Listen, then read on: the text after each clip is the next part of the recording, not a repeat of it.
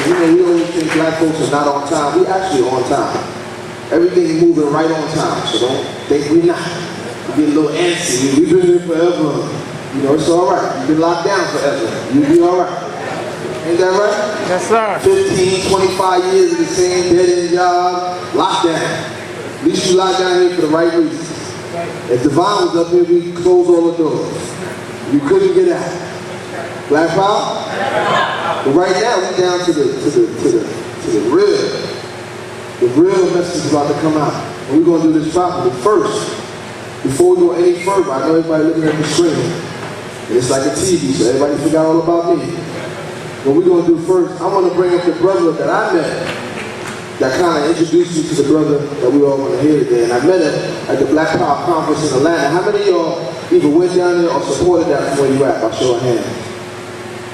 All right, because there's going to be more. There's going to be another one right here. Right here in New York City. We're going to get everybody together, and if you ain't down, we're going to kidnap you and make you get down. Black Power? Black Power. We need some unity. So this brother I want to bring up to the stage right now is brother Self-Justice Allah. And this brother, we started building at the conference about the need for unity. And we started with just in the conversation of Islam. How we need to have some unity because all of us got the same common ground. We either coming out of nation, dollars, and earth, and we all coming here, all of us coming from teaching Muhammad. Wherever we at right now, that's where we all started. And as we go along, we tend to forget where we came from. We start getting sectioned with it. We chop it off. Like I was never down with that. It wasn't legal to talk about this now because I'm down with this now. That's why I'm glad the Imam was here. My brother Malik is here. This is why this gotta happen. You don't chop one off as you move forward. And that led us to have this discussion, this time we have right now. So without further ado, I want to bring up Brother Self-Justice Allah from the A team. The Allah team, excuse me. From the Allah team. Give it up for him, family. This is a hard-working brother right here. A hard-working brother.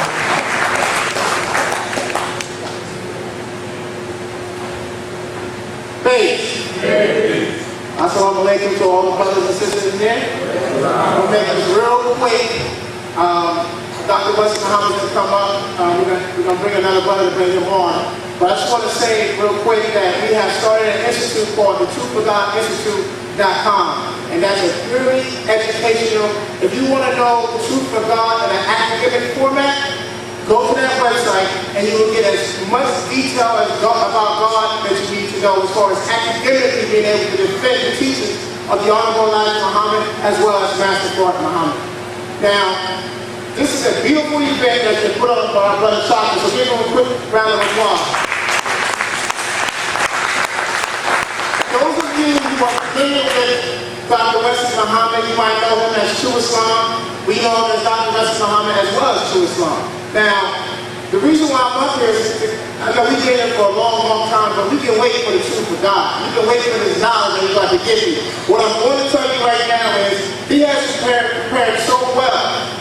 And what we've been doing is bringing it to our people in a format for such either free or for next to nothing. Now, when we go to institutes or colleges or whatever the case may be, they're going to pay well over $200 to hear this type of lecture. Because I suggest if you have a pen and pad that you get it out, because He's going to give you so much information that you're going to have to go back and research. You're going to hear things that you don't understand because you're going to have to go back and research. We as black folk have to get this out of our minds that all we want to get is our ears tickled. This is not what this is about. This is about getting us right with God so we can be productive people in society that we will create in this day and age. So what this is going to be about, it's going to be a lot of information, that's all I got to say. If you got it off easy, you might want to get up and go right now. I'm going to be real with you. And also what I want to do is say, the internet can be good and it can be bad. We got YouTube out there, we got MySpace out there, we got Facebook out there. We got plenty of internet sites. We got people in this audience and who work in this audience that are just waiting for this to close the finish so they can go create YouTube clips just in this event.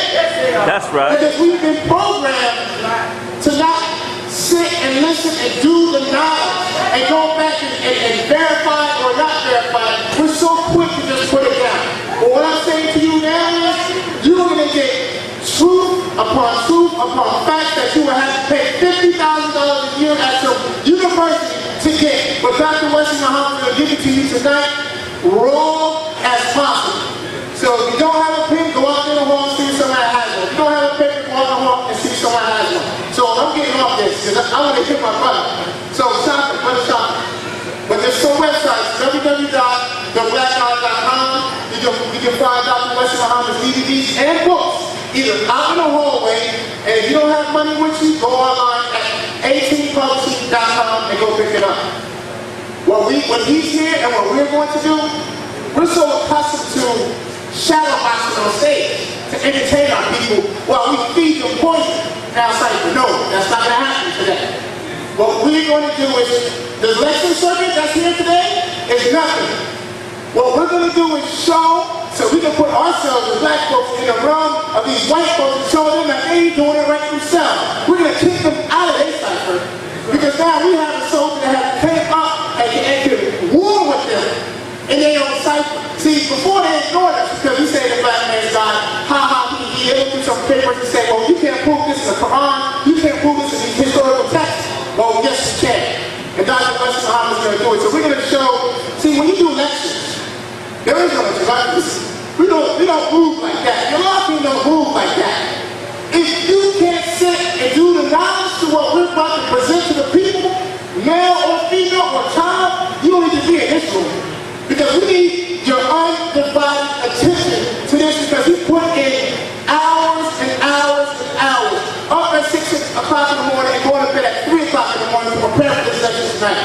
Therefore, any questions that you may have or comments, brothers and sisters, please hold it to after he's finished. He'll be more than happy to entertain it. But what now we're going to do is, he's going to show you how black folk, whether you're educated in the university or whether you're educated on the street, how we can wrangle with these damn devils and show them that what they've been presented to us is nothing but poison. So he's going to show it to you right now. What's going to stop that? I'm going to get out of here and let Brother Shah take over. I want to say peace to the guys in the earth and Assalamu alaikum and Malik Zulu Shabazz Attorney. Thank you, brother. Thank you. Yeah, it's starting to get hot now. Black power. Black power. Black power. Black power. Black power. Black power. Are we ready? Yes, sir. Are we ready? Yes, sir. Are we sure? Yes, sir. All right. Without further ado, this brother is a serious brother, and I was taught no investigation, no right to speak. How many of y'all heard that saying before? Yes, so the brother said in Atlanta, my thesis is online. So I went online and printed up all 300-some pages, and I read it. And everything he said at the conference was in that thesis. Then I turned around and found out he had a book, and I went and bought the book. And the book's right out there for sale. And I read it. And everything is in that book. He's exactly on point with everything that we say. So when we leave today and we say God is black, we're going to know what we're talking about this time. Black power? Black power? Without further ado, I want to bring up our brother, your brother. Get up and give it a hand for Dr. Wesley Muhammad, a.k.a. True Islam.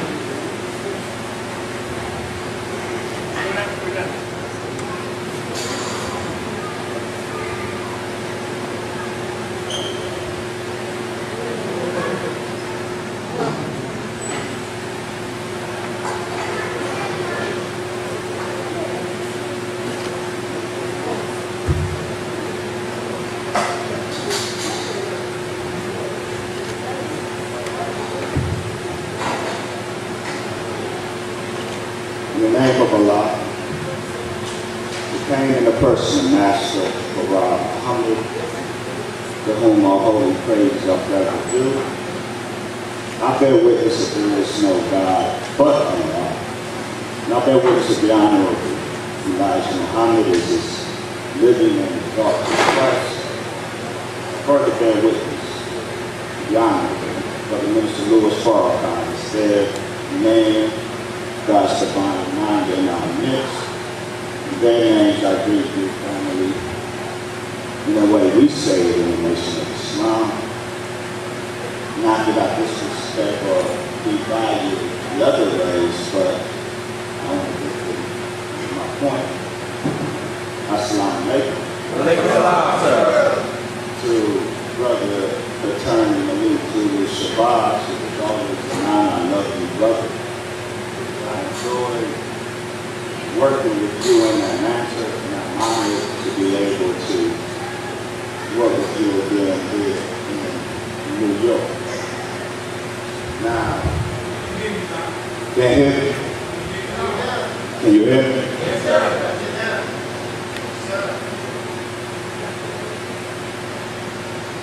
I have to start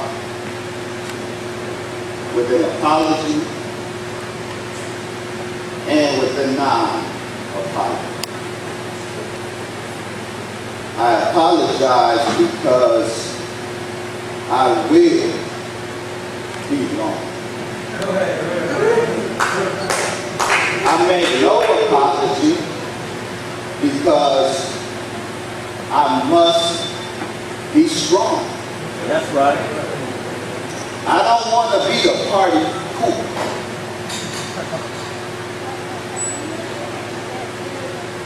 We want to bring the tribes together.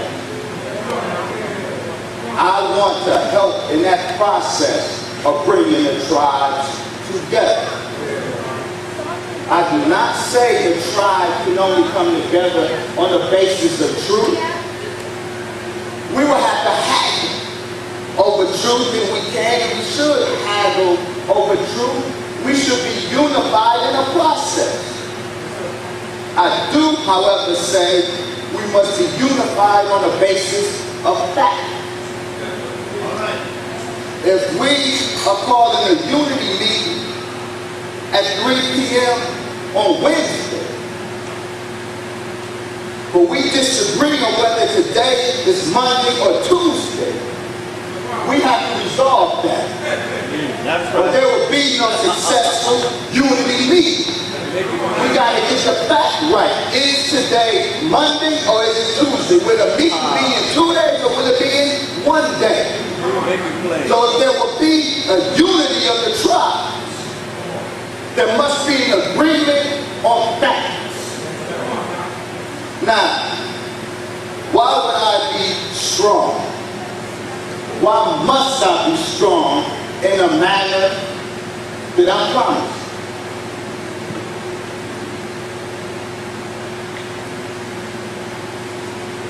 In February,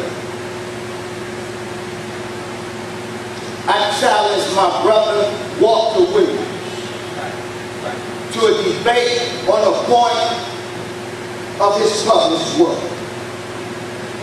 That invitation to debate and the fallout from the non-debate created a discussion. And that discussion revealed and brought to the surface a hate for Islam. Now, some of this hate, at least some of the articulated hate for Islam, is based on personal bitterness. Some experience one had with a Muslim or the Muslims from which they are bitter. I will have nothing to say of that today. The other hate is ideological. It's an ideology based on a pseudo-history. I will expose that pseudo-history tonight. Break it down, y'all. And hereafter, if you will persist in your hate for Islam, it will have to be upon another basis. You will have to spin another pseudo-history, and then I'll be back to Harlem again. Now let me say this. When I'm done, if you are here, I will take question and answer. Say your comment. superior. Let's be civilized. What I say, because I will be strong. What I say may hurt. Save it to the question and answer. Call me on. Ask me to justify what I say in a question and answer. And I will gladly do so.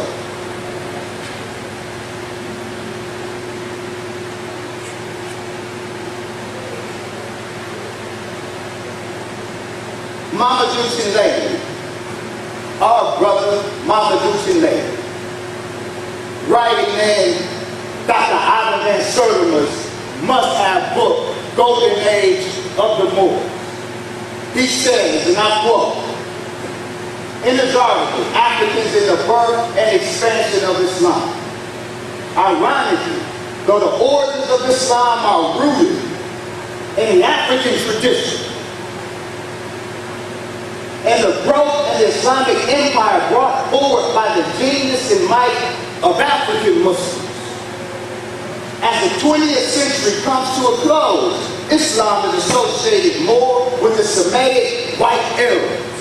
How, Brother Lady asks us, did this come about? See, the ideology at the basis of this hate for Islam is based on a pseudo-history that says Islam is a slave religion. That says Islam's relationship to the African is the same as Christianity's relationship to the African. This pseudo-history says Islam was made by the white man or white Arab.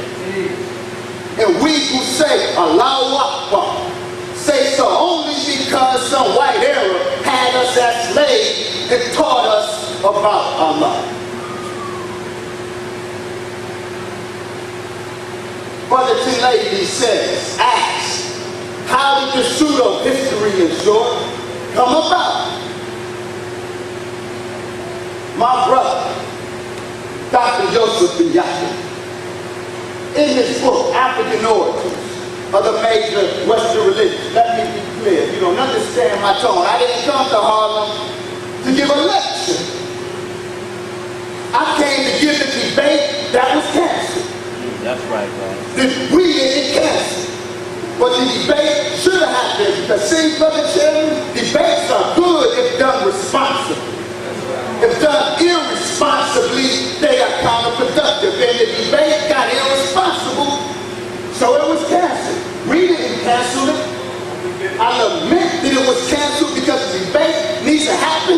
It's going to happen anyway. I'm here in Harlem not to lecture, but to debate. Is Islam an Arab religion or is it an African religion? Bring it on, dog. Peace, God. Dr. Joseph bin Yakin, African origins of the major Western religion. He said, Africans were involved in Islam's creation.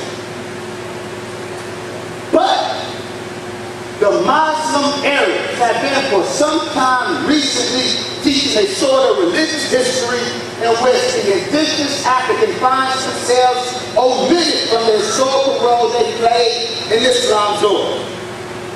I submit to my brother, Dr. Joseph bin Yakin, that though the Muslim Arabs are guilty in this omission and this teaching of a that omits the role of the African, they have co-conspirators in the pseudo-history, not with Muslim Arabs, but with Negroes in America. Go ahead, teach, dog. Negro Africans. Go ahead. Africans aren't Negro. They're essential I'm an African, but I'm talking about the Negro Africans. Go ahead.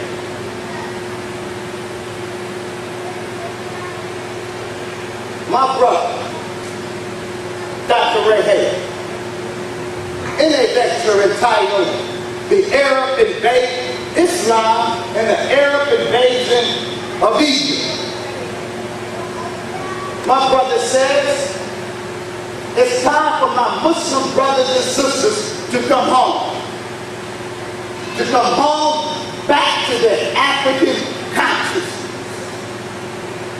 You must connect, you must disconnect yourself from the white man's program of religion, whether it be Judaism, Christianity, or Islam. You must get back to your true African spirituality. My brother suggested Islam is not African spirituality. My brother, Dr. Ray Hagan, suggested we Muslims must come home back to Africa, because where we are at in this Islam is not Africa. But my brother, Dr. Joseph bin Yahya, he said in his book, the African order of the major Western religion. He says Islam's foundation is so intensely African in structure. My brother Dr. Ben says Islam, with her God, Allah, cannot escape its indigenous African order. I come to Harlem to talk about the African origin of Islam. Dr. Ben mentions Islam's Arabian Peninsula African order. And my brother, Dr. Yosef bin Yahya, quoted the hadith. I'm sorry, not hadith. Hubbard, not prophetic hadith. Satan of his companion. In which Bilal, the African Abyssinian companion of Prophet Muhammad, peace be upon him, is called the third part of Islam, or 1/3 of Islam. And Dr. Ben's great book, this great book, in its chapter on the African origin of the major Western religion, in particular Islam, most of the chapter he deals with Bilal. Well, I'm here in Harlem to say to my brother and to you that Islam is not 1/3 Latin. Islam is 3/3 Latin. I will prove today that Bilal was a black companion of the black prophet Muhammad, who was the prophet of the black God, Allah. Speak God. Speak God. Now,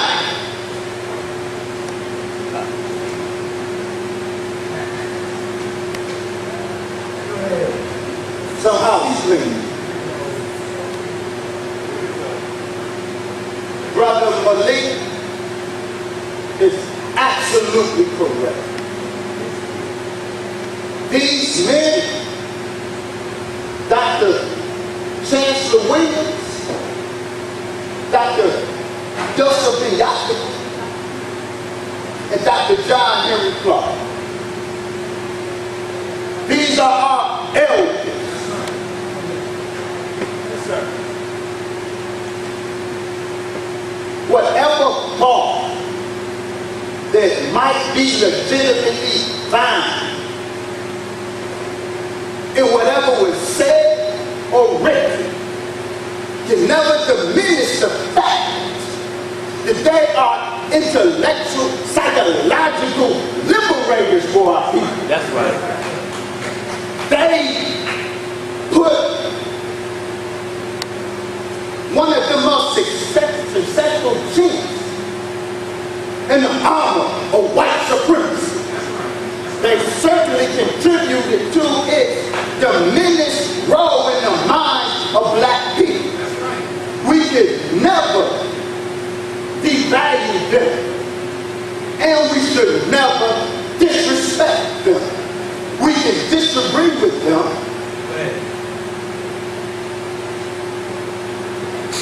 but some of us think we cannot. Some of us think honoring our elders means making blind deference to them. And Islam, it's called Taqlid. Muslims want us to make Taqlid to the Imam. Uncritical, unquestioning deference to what the Imam said. Damn that. I make no Taqlid to the Imams. I make no Taqlid to our elders. I have the right, you have the right to examine what our elders say, what our juniors say, what our imams say. And if you disagree with it, if we disagree with it, we have the right. And if we presume to be scholars, or we presume to be teachers of our people, then we don't just have a right, we have an obligation to critically examine everyone that we read. And if we find a point with which we disagree, we have the right to publicly disagree, to state our disagreement. But I'm in agreement that disagreement with these men must be done respectfully. They have earned that respect. They have not earned Taqlid, uncritical deference. And no matter how long they teach, they would never earn it. Not from me, nor will any man. Hell, I don't make uncritical deference to the Honorable Elijah Muhammad. And I know he's the exalted Christ of Almighty God Allah. That's right. Go ahead. Now, I'm going to let you know where I'm going with this. Because I will be long, and you decide at which point you want to cut out. So I don't do this in my lectures. I do it in my classroom. No, because I have undergraduate students. And their attention span is short, and they make no pretensions to being conscious intellectuals. They're in the class, but they need to take it. But we in here, we presume to be conscious intellectuals. But even still, we've been here long, so you may not be able to take this whole ride with me, either because of time or content. So I give you my rubrics, and you can decide at which point you may want to cut out. Do so quietly. I take no offense. I will begin with part one. The people of Arabia. I didn't get my tongue twisted. I said Arabia. I will explain that, Allah willing, in a moment. Part two, the civilization of Arabia. Part three, the religion of Arabia. Part four, the rise and spread of Islam. Part five, Islamic history in the context of Hitler. That's where I'm going to end. Go ahead. So you get your itinerary ready. You do your schedule now. I would recommend it if you can't take this ride with me civilly, then you make this journey short for you.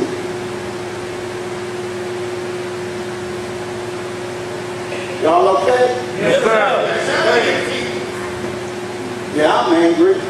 But are you mad at me? No, sir. No, sir. You want to know what I would have said had you said yes, don't you? I would keep going. Mad or no mad. This is not an election. This is a debate.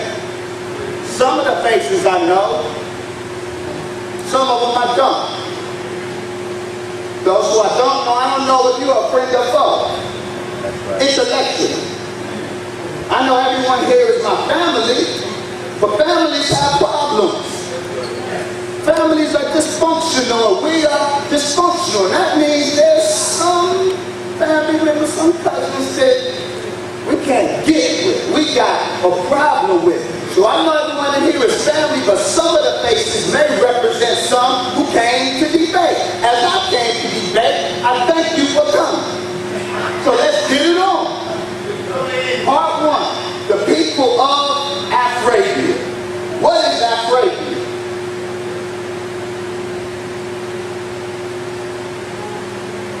My brother, Dr. Chancellor Williams, says in his essential book,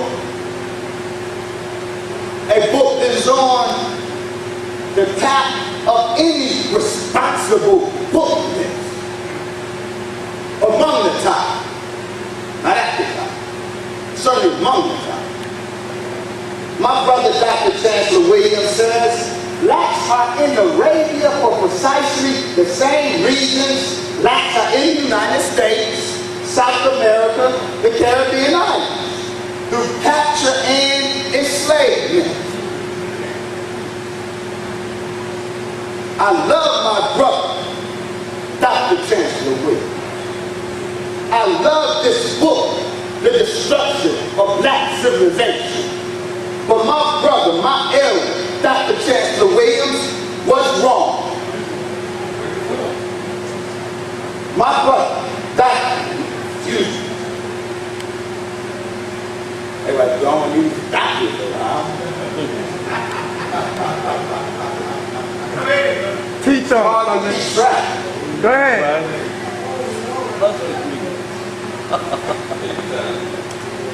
My brother, Ranoku Rashid, a powerful scholar, not a doctor, but that doesn't matter. He's a powerful scholar. In his powerful book, African Presence in Early Asia. Just to understand, brother. Good scholarship. You know, because there's some folks mad at me because I call some people's work ghetto scholarship. That's right.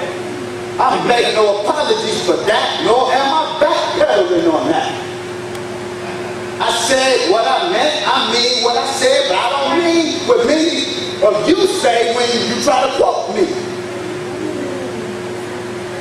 Scholarship has nothing to do with a degree. A good scholar is determined by whether he has a degree.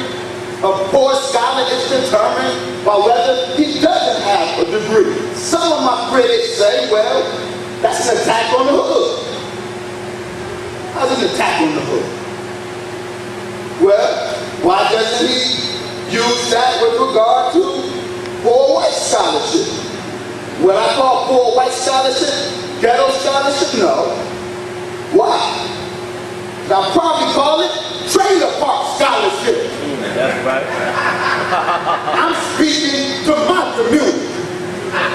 I'm describing those of us. Dr. Ranoku, Brother Ranoku Rashid, Scholar Ranoku Rashid, in his awesome book, African Presence in Early Asia. Excuse my Freudian slip. That awesome. I have little children, and sometimes I pick up their language, and it's hard to discriminate my audiences. Only because of instinct. But Ranoku Rashid said, the Arabian Peninsula was, like much of Asia, first populated by black people. Some of the surviving black populations, known as the Bedouins, are major portions of the Mafra population found still in the extremities of Arabia. Black people are not in Arabia for the same reason black people are in the United States of America, through capture and enslavement. Black people are in Arabia because Arabia was born with black people. The Mafra population. The brother Scholar Ranoku Rashid is talking about. It's right here, Mafra area for South Arabia. Mafra Arabia. From Oman, Jordan. Islamic tradition calls these black Arabs Arabs, meaning true Arabs. And they distinguish the Arabs, these black true Arabs, from the Mustariba Arabs. These white Semitic Arabs who are foreigners, who immigrated into Arabia at a later date, learned the language of the Arabs, the black Arabs, and began speaking. The mistake that is made by those guilty of perpetuating this pseudo-history that I will be deconstructing today as long as it takes me. The error, one of the fundamental historical errors that is made, is not distinguishing the Arab era from the Mustariba era, and attributing to the Mustariba era what rightly belongs to the Arab era, and from denying to the Mustariba era what is rightfully his and hers. How do we get these two divisions? Bertrand Thomas in the Arabs says the original inhabitants of Arabia were not the familiar Arabs of our time, but a very much darker people. A proto-Negroid belt of mankind stretched across the ancient world from Africa to Malaya.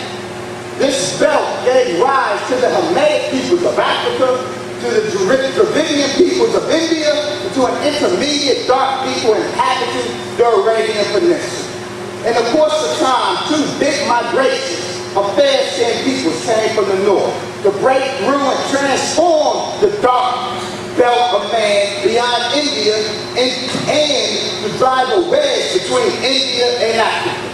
The more viral invaders overcame the dark-skinned peoples, absorbing most of them, driving others southward. The cultural condition of the newcomers is unknown. It is unlikely that they were more than wild boars of adventurous hunters. So Thomas tells us there was a black belt stretching from east to west, the intermediate portion of which was Arabia. But around 1500 BCE, before the Common Era, these white boars penetrated Arabia from the north, separating the eastern black from the western black, changing the demographics of Arabia. And the problem that is made is, again, we are sloppy with our scholarship. We refuse to do the work to go deep enough. Because if we go deep enough, then we would know it is imperative to distinguish when talking about Arabs. Distinguish the Mustariba Arab and the Arab Arab. You said the Arab invasion of Egypt? Well, what Arab are you talking about? Dr. Chancellor Williams. What Arab are you talking about? Dr. John Henry Clark. Are you talking about the Arab Arab? Are you talking about the Mustariba Arab? It makes a difference, and I will show you why. At-Tabari, the 9th century, the author of the most authoritative early history of Islam in Arabic, the 10th century Persian convert, and the author of the most authoritative Quranic interpretation, At-Tabari, writes in his Tarikh, that the Arabs called these nations, the Arabs, the 12 nations that originally, 12 black nations that originally populated Arabia. probably said the Arabs called these nations the Arabs, and because the Arabic language was their original language, the Arabs, the original black Arabs, this Musariba Arab tells us, confesses to us, the Arabic Arabs were called such because the Arabic language was their original language. Whereas the Musariba Arabs, the Musariba Arabs only spoke these people's languages after they had settled among them. I'm going to get back to this language thing. Excellent point. Arabia is a term that a number of historians are using to describe the Arabian Peninsula today. Why this new terminology?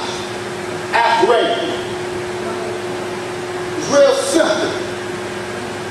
As J.A. Rogers says in Sex and Race, Arabia is but an extension of Africa. Now, these Arabs, of which I spoke and of which I will have more to say forthwith. A better term would be Afro-Arabs, because they are black, they are Africans in Arabia. They are not a different people, they are Africans in Arabia. They are part of the African diaspora. J.A. Rogers says, Sex and Race, Arabia is but an extension of Africa. Morzino Tassi, in his article in the Annual Review of Anthropology, the emerging picture of prehistoric Arabia. Now, another point there. You're going to see a lot of this. You're going to see I'm going to do a lot of quoting documents because I'm an academic. I'm not a preacher. A Christian, Muslim, or Black Power preacher. Or righteous but gangster preacher. I'm righteous. I get gangster if I have to. But I'm not a preacher. I'm an academic.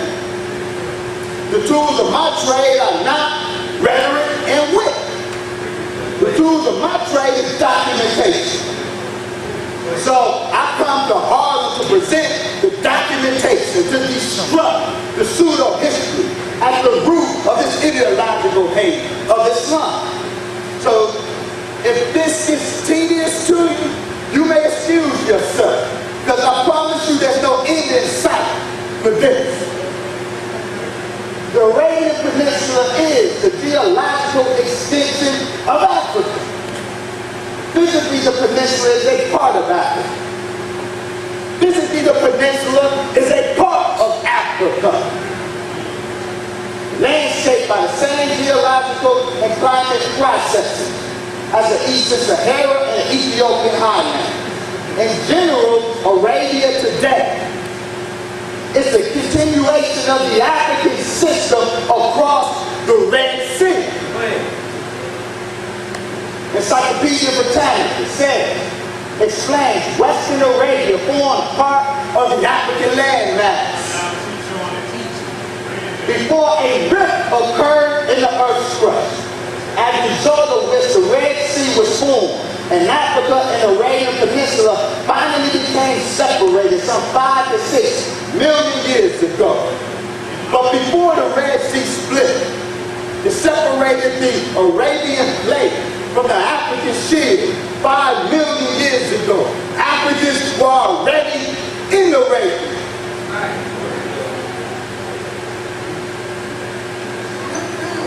Ali Mazrou, in his new book, Euro-Jews and Afro-Arabs, makes this good point. A European decision to make Africa in that the Red Sea has decisively de-Africanized the Arabian Peninsula. The tyranny of the sea is in part a tyranny of European geographical prejudice. Just as European map makers could decree that on the map Europe was above Africa instead of below, an arbitrary decision in relation to the cosmos, those map makers could also dictate that Africa ended at the Red Sea instead of the Persian Gulf. Is it not time that this dual tyranny of the sea and Eurocentric geography was forced to sink to the bottom? Yes. And we will sink that dual tyranny, that Eurocentric geography, to the bottom today, and that Negro advocates of this Eurocentric geography that separates Arabia from Africa because of the tyranny of the Red Sea. Now, some of you don't like Brother Ali Masrur, because Dr. John Henry Clark had a problem with Ali Masrur. Okay, brother, that's fine.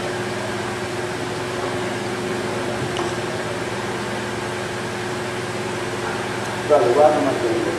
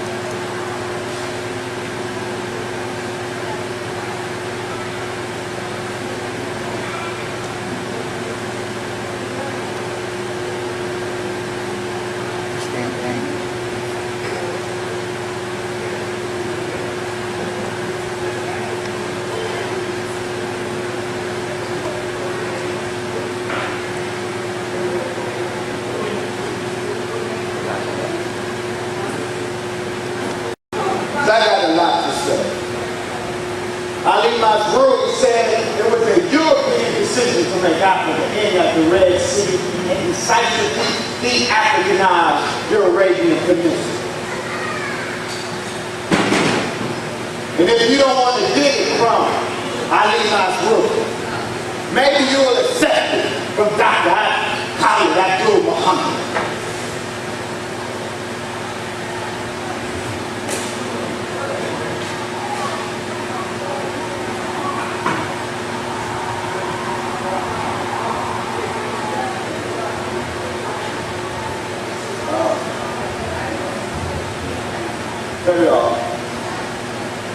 Technology don't want you to get it from Dr. Khalid tonight.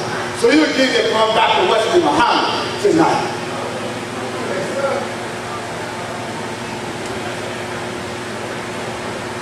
Whether migration proceeded by way of the north or the south, it was necessary. Norman Wade and David Peace in that article, Early Mankind in Africa. It was necessary to cross Arabia first before continuing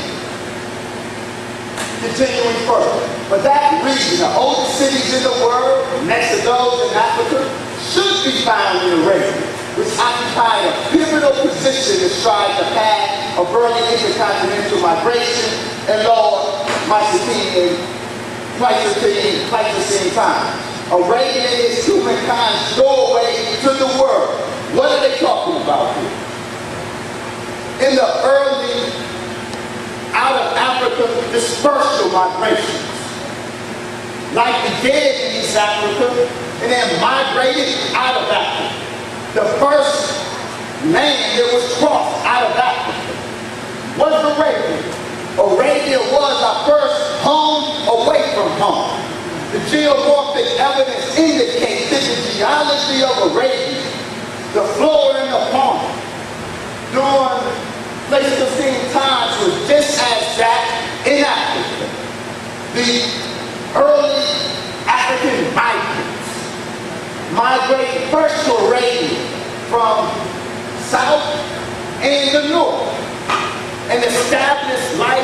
there in Arabia. Arabia was our first home of civilization outside of Africa. And it was from Arabia that the rest of the world was populated. As Richard Gray, in his cover story, printed Telegraph News from Britain, May 2009. Genetic evidence confirmed that the rest of the world was populated from Africa, but via Arabia. The entire human race outside of Africa owes its existence to the survival of a single tribe of around 200 people who crossed the Red Sea 70,000 years ago. Scientists have discovered. Research by geneticists and archaeologists has allowed them to trace the origins of modern Homo sapiens back to a single group of people who managed to cross from the Horn of Africa and into Arabia. From there, from Arabia. After being in Arabia, developing in Arabia for 5,000 years.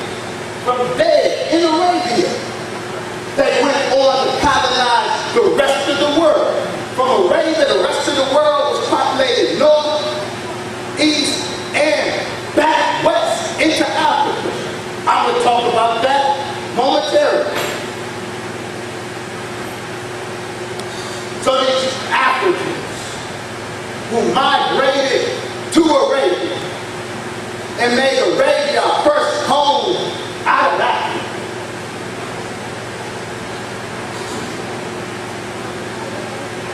In terms of the mainland of Africa, the first African diaspora. This was a people, an African people, and there was this African people, these Africans in Arabia.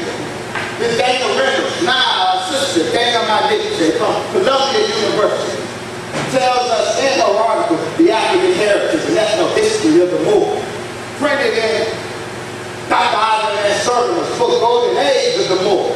It was these, the indigenous or black tribes of Arabia, were those who in ancient times immigrated from Africa and were the earliest purveyors and dispersers of the Semitic dialect.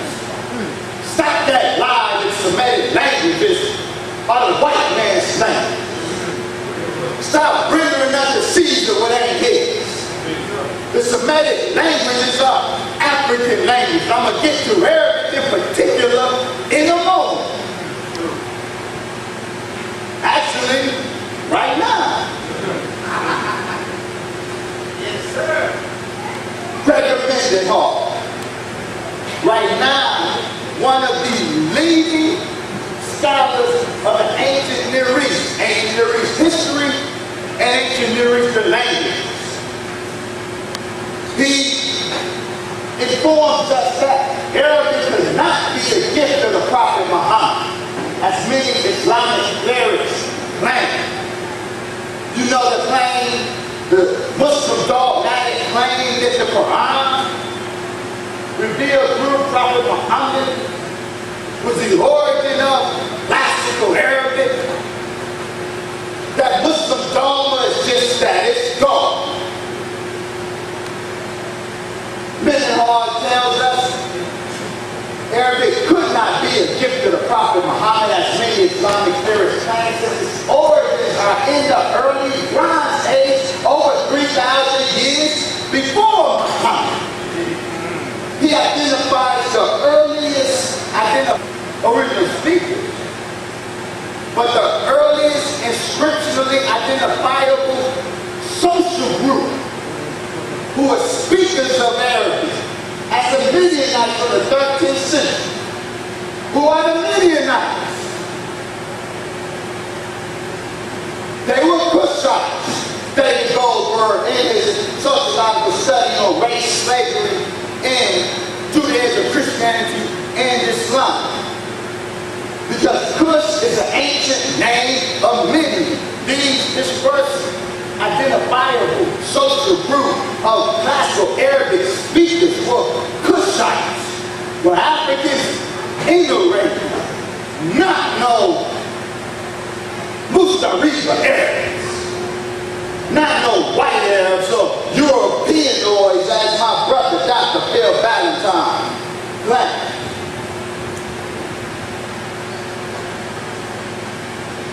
That's the end of part one. As we make this transition, those of you who desire to make personal transitions, feel free to do so now.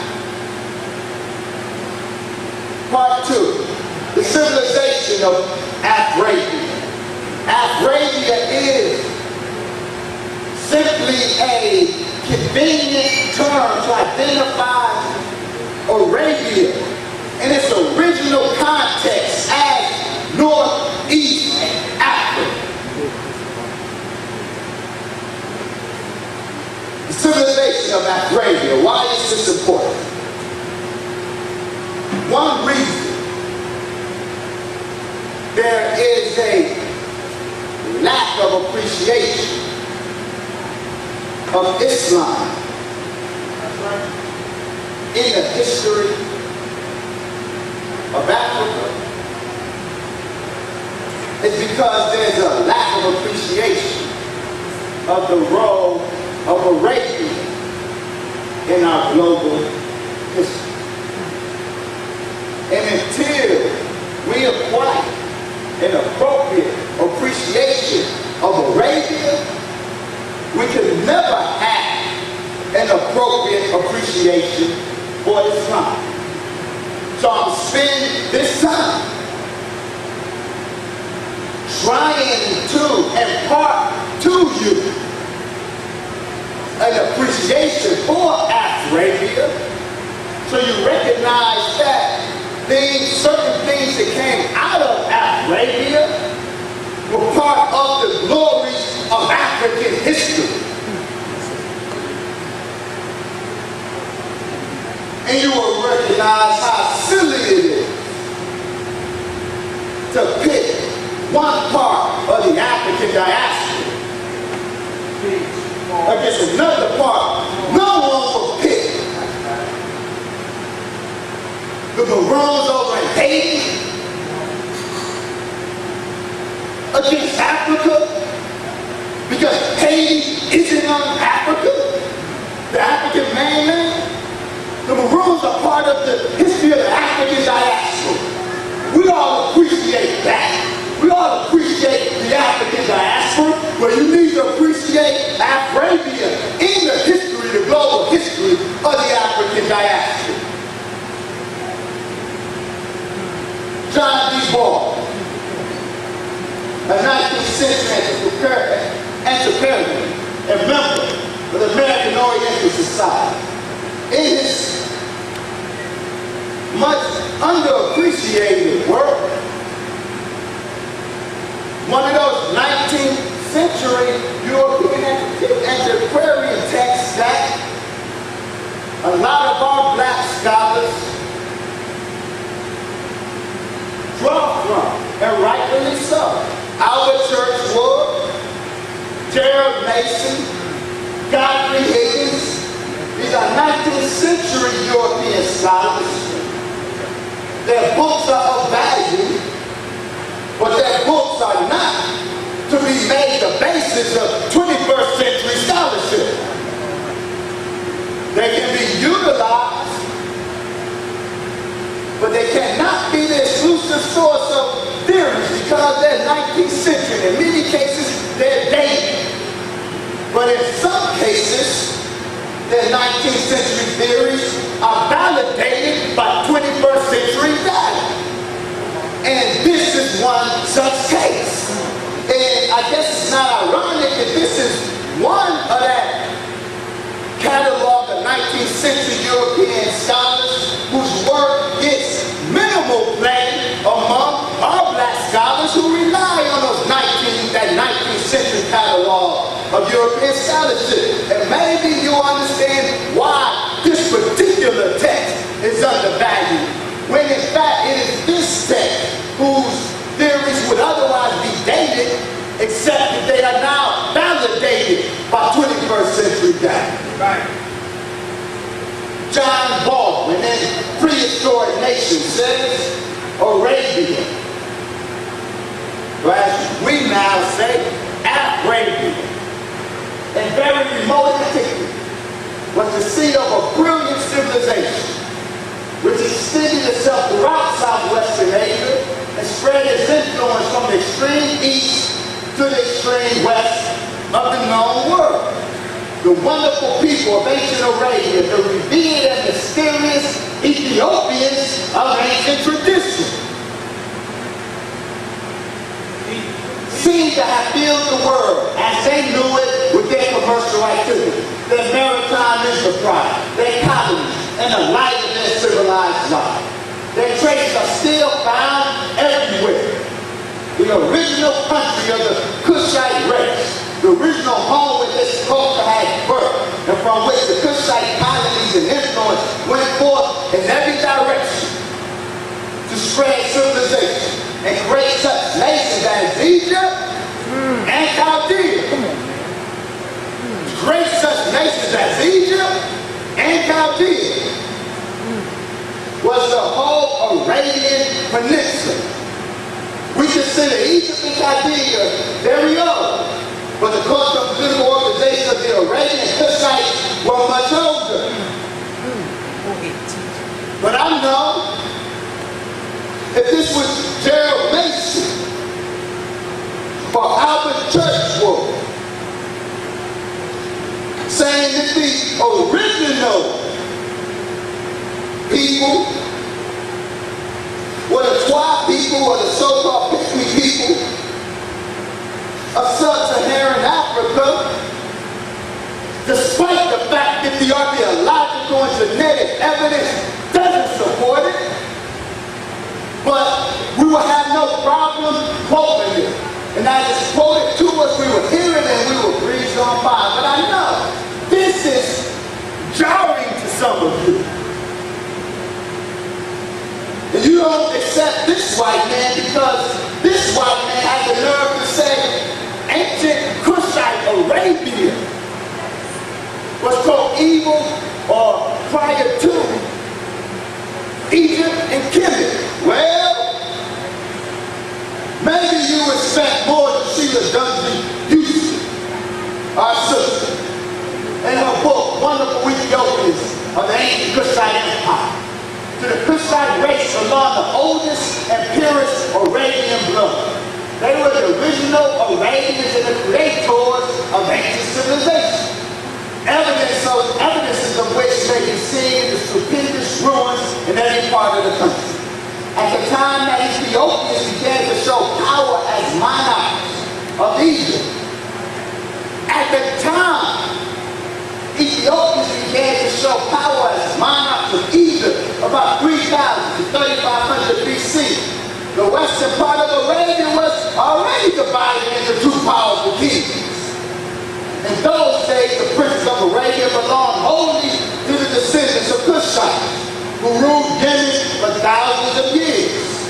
3000 to 4000 BC, Arabian civilization equals that of Egypt and Babylon.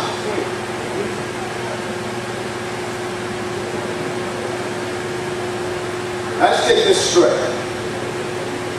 One reason this may be difficult to receive is the tyranny of the desert. We spoke on the tyranny of the sea.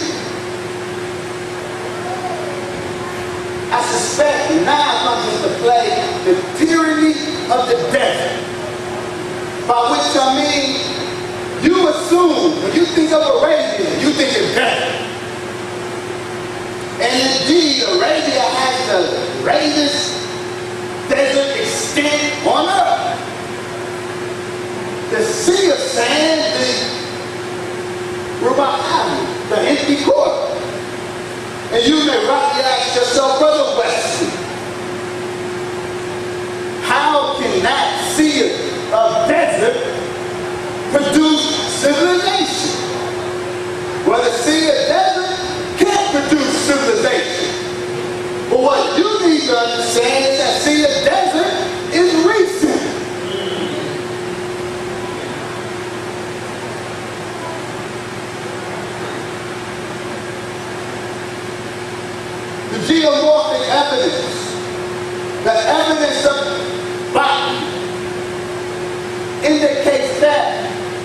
prior to 20,000 years ago, Arabia was a savannah, like East Africa.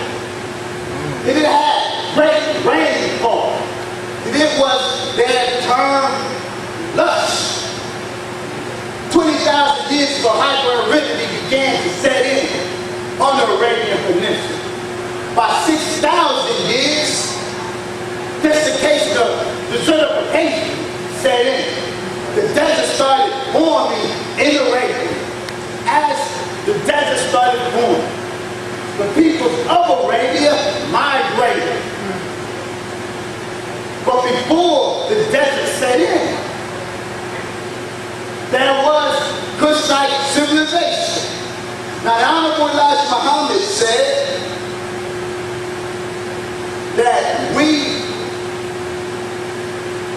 buried some of our civilizations under the sand. That's right. I know what some of you thought. Go ahead. Some of you thought he was spinning. He was trying to accommodate the fact that he claimed a civilizational priority for Arabia, but there's all this desert and no evidence of civilization. So you thought he's spinning. He's trying to accommodate the fact that there ain't no evidence there, it's just desert. The New York Times, Wednesday, February 5th, 1992.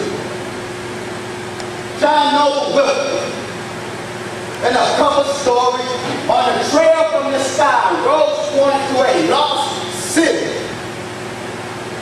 Wilford tells us, guided by ancient maps and sharp-eyed surveys from space, archaeologists and explorers have discovered a lost city deep in the sands of Arabia. And they are virtually sure it is Ubar. Right? The Quran calls Iran. Iran. The fabled for the trading post of the rich frankincense trade thousands of years ago. Leaders of the expedition reported that excavations so far have uncovered the ruins of 8 towers and adjoining walls and deposits of pottery, dating to Roman times as far back as 2000 BC, perhaps earlier, and indeed earlier we now know. They say the location and size of the site and evidence of a violent destruction appear to match historical accounts of Ubar's rise and fall. Much research has tied Ubar to the city, Iran, in the Quran. Much research has tied Ubar to the city, Iran, in the Quran.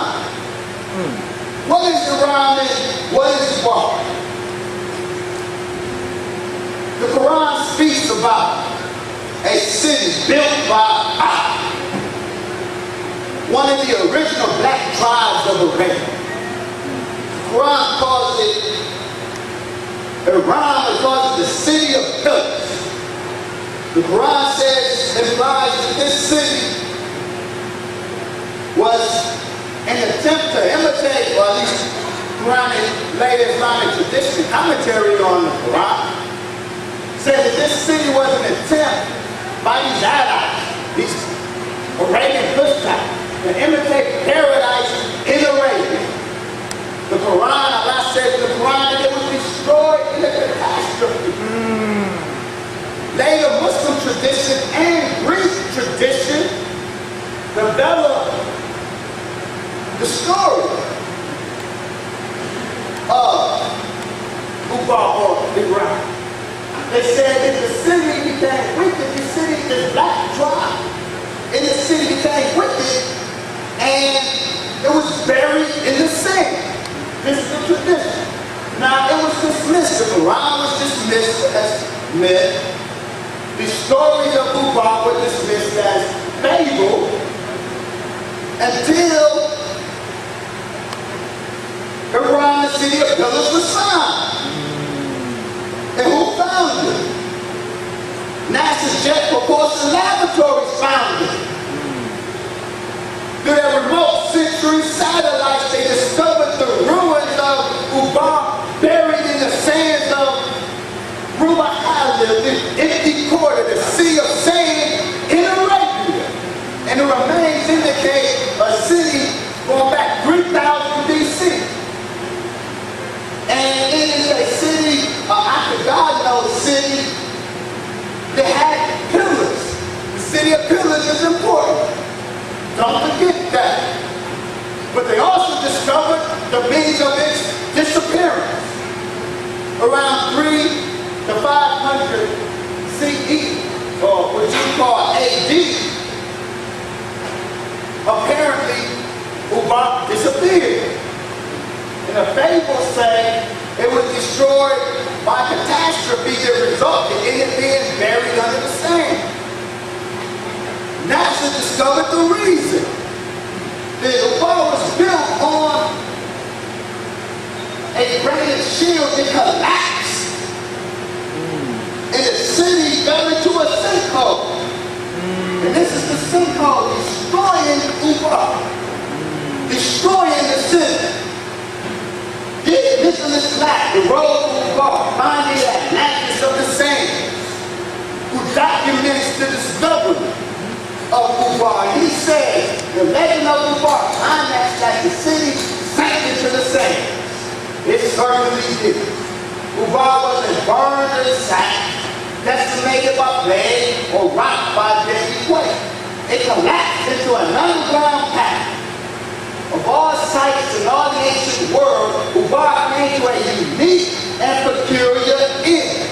An end identical in legend and in reality. At the outset of our search for Ubar, we scarcely imagined that we would find a reality that with a fair degree of accuracy validated the city's myth. But it seemed we had. Whether by divine vengeance or the random happenstance of nature, Ubar came to an awful end. Strider and Shard and Carnivore to date, have given a new reality to the preaching of the Prophet Muhammad and a new reality to the teachings of the Honorable Elijah Muhammad, who told you that we buried civilizations in the sand. And we found one of those civilizations, NASA scientists found one of those civilizations that we buried in the sand. Teach, God. Teach. Teach. Arabia, or Afrabia, has been called the China Genesis, Teach, man. Teach. womb of nature. Teach. Because as the certification set in on the Arabian Peninsula, as the wadis or the lakes dried up, the Afro-Arabians had decisions to make. Stay and adapt to the desert, become a nomad, or migrate out of Arabia to the river banks. Some decide to stay and adapt to the desert. That's the origin of the so-called Bedouin, the Arabian nomads. They are those who make decisions to stay and try to adapt to a desert life. But many decided to leave, to follow the trail, north and west, where the riverbanks are, and further east, across the Persian Gulf. And so these people from Arabia populate, sent colonies, migration colonies, east, north, and back west. Are you following? Yes, sir.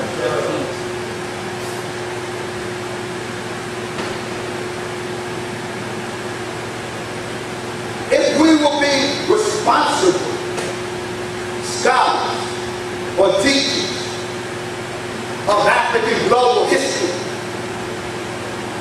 how dare we talk only of him?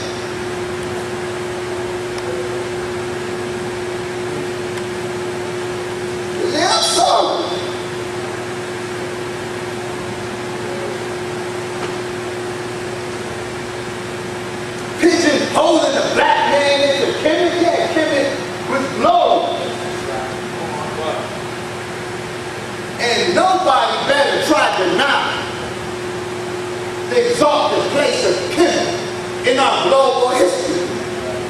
But how dare we be so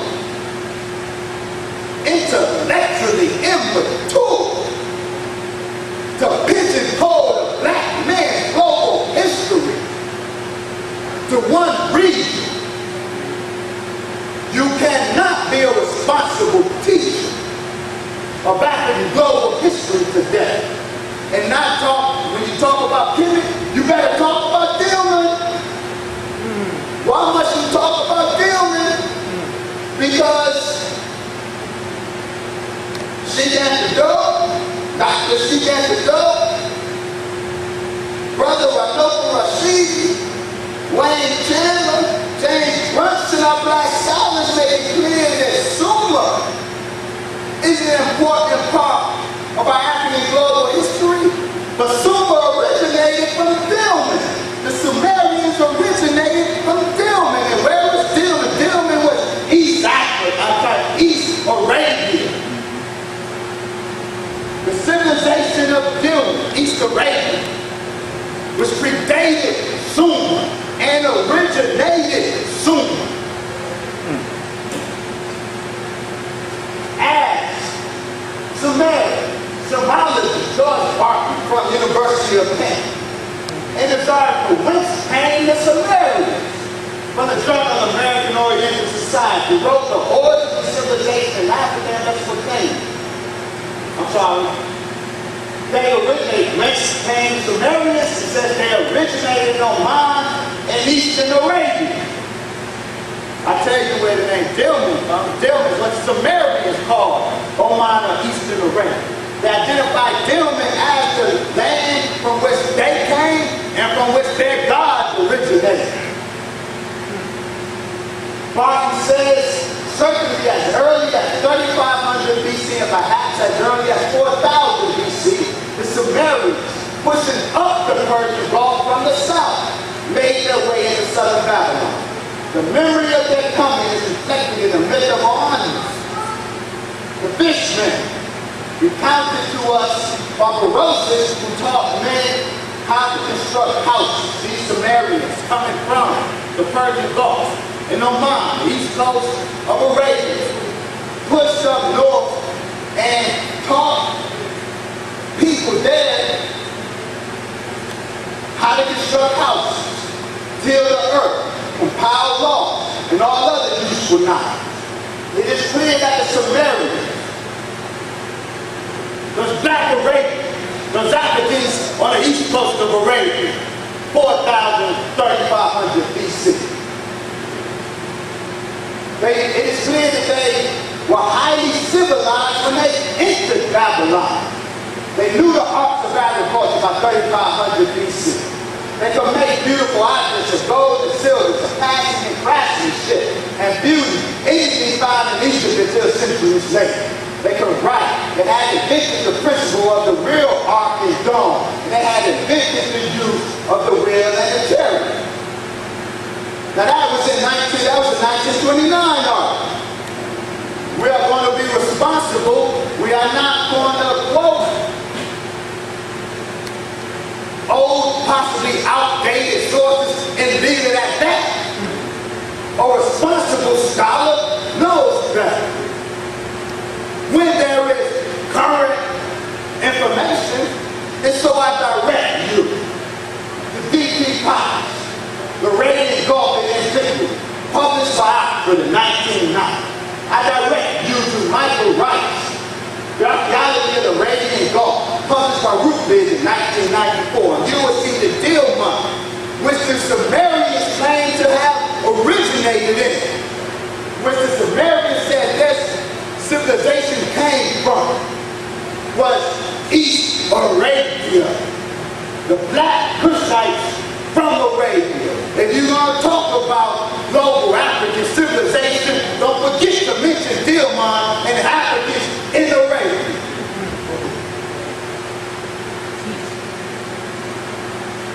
March 19, 2007. Newsweek did a cover story, The Evolution of Revolution, discussing how genetic breakthroughs are now able to supplement and complement the archaeological data. And they present the picture created by the collaboration of the archaeological, anthropological, and genetic data. And based on these data sets, they're able to trace early dispersals out of Africa, dispersals. And I have a nice little graph showing the dispersals and timeline. Now, I want to call your attention to this particular dispersal of which they speak. Originating in Central Arabia, traveling south going to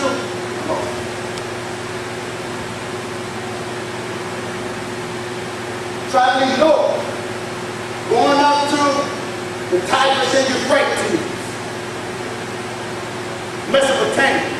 The Mesopotamians and Sumerians originated from a migration from South Central Arabia, going on into India, because the ancient black Indians, from which not just the Indus Valley civilization, Mohenjo-Daro, Harappa originated, for 4,000 years prior to that, the American civilization in India that predated Harappa, Mohenjo-Daro by 4,000 years.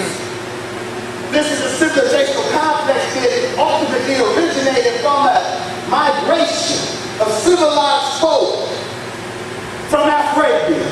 Now, linguistic, genetic, anthropological evidence allows us to know what these migrants look like. And they look pretty much like this. This is a Dravidian from India. And all of the evidence indicates that the Dravidian today is a maintainer of the genetic stock of those original migrants. That the original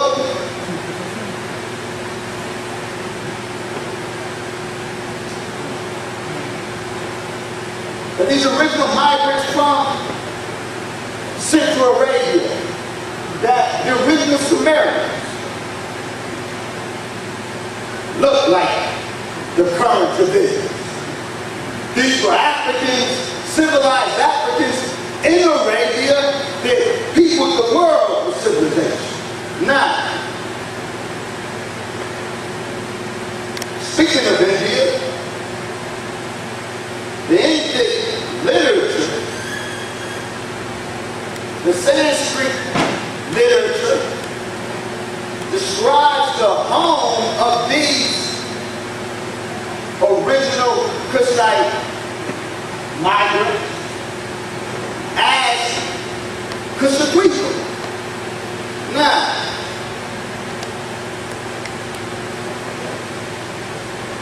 it appears that maybe there's some confusion over my use of this term Kusha on my life. Maybe Brother Phil Valentine suggests, I don't know what I'm talking about. So there were 7 Kusha. Which one are you talking about? No, there's one. I don't know where you got that from. There weren't 7 Kusha. There were 7 Dwipas. Called Sanskrit Dwipa. There were 7 Dwipas. Jungle Dwipa, these were the Aryan writing. This is early Aryan geography.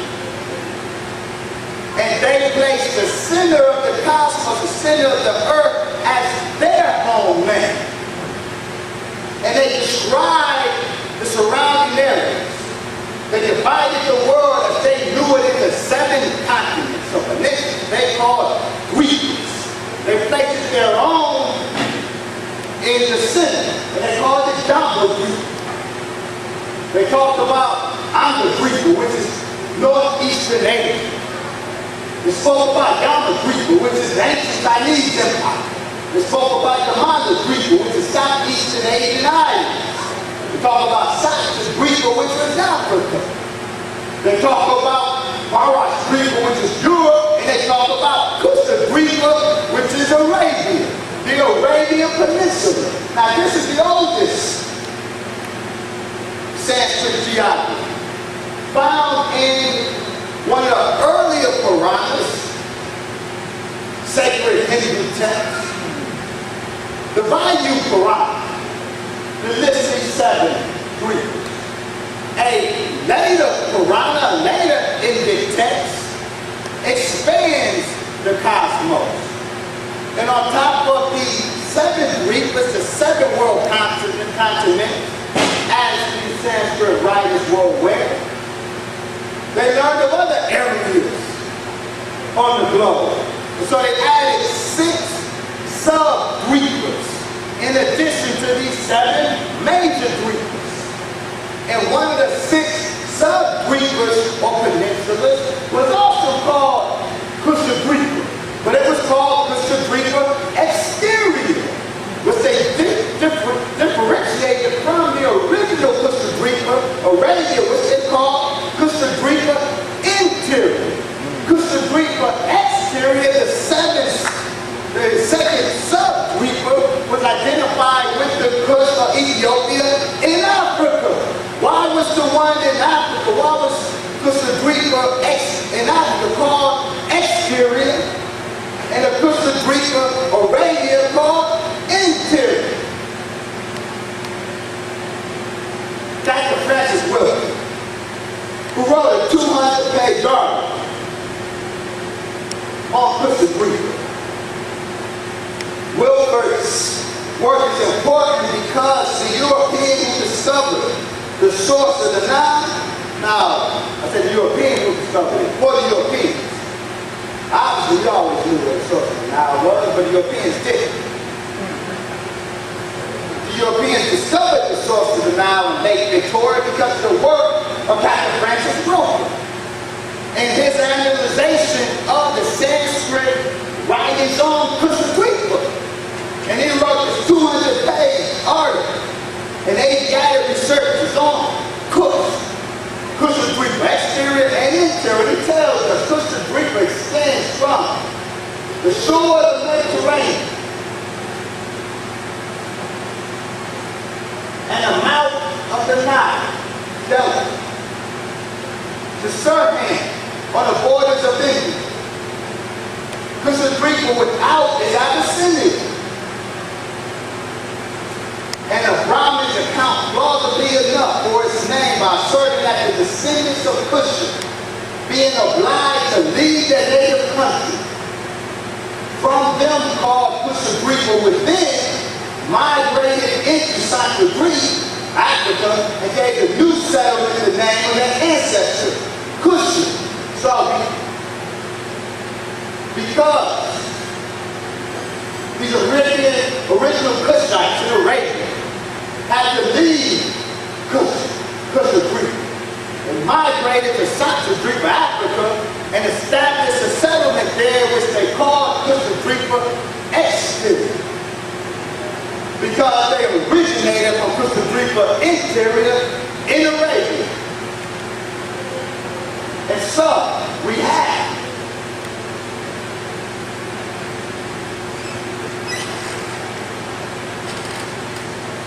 Central Arabia was called Kush. A second Kush.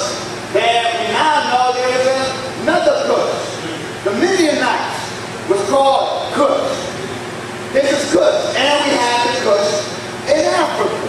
Now, let's be clear.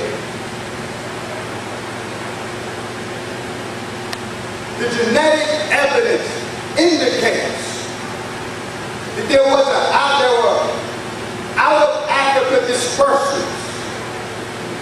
The original humanity originated in Africa and same genetic evidence indicates that there was a back migration. The Africans in Arabia back migrated to Africa. So there were settled genetic evidence confirms ancient traditions of Ethiopians migrating from Arabia into Africa. And we use Ethiopia, but we act like we don't know what we're talking about. Because when we hear Ethiopia, the informed question will be, well, which Ethiopia are you talking about? To not ask that question presumes that there's only one Ethiopia. And the presumption is that we're talking about, when we read about Ethiopia in ancient literature, we're talking about Ethiopia in Africa. That is a wrong presumption. Strabo, the Greek geographer of the first century, says, I assert. Now, Ethiopia is a Greek term. So what did the Greeks mean when they spoke about Ethiopia? Strabo says, I assert that the ancient Greeks designated as Ethiopia the whole of the southern countries toward the ocean. And if the moderns have defined the appellation Ethiopians to those only who dwell near Egypt, this must not be allowed to interfere with the meaning of the ancients.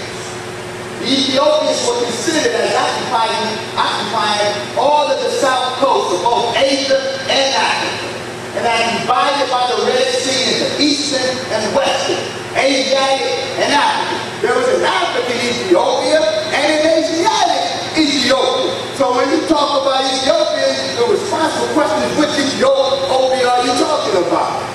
Are you talking about the Western Ethiopia or the Eastern Ethiopia? Are you talking about the Black African or the Black Asiatic Ethiopia? Or the Black African or the Black Afro-Asian Ethiopia? The same is true with the Hebrew. We read about Ethiopia in the so-called Old Testament, and we assume that we're talking that the references to Ethiopia and Africa. John Foster, historical geography of Arabia, informs us, however, it is a matter of fact familiar to the learned reader that the names Ethiopia and Ethiopians are frequently substituted in our English version of the Old Testament, where the Hebrew preserved the proper name Cush. And the name Cush, whenever so applied in Scripture, belongs uniformly, not to the African, but to the Asiatic Ethiopia or Arabia. The Sanskrit, the Greek, the Hebrew, evidence, all conspire to point to Arabia as the ancient Cush. So when you talk about Ethiopia, if you fail to talk about Arabia, you are remiss of your duty as scholars and teachers of our people's history. You are disrespecting, we are disrespecting the global history of African civilization.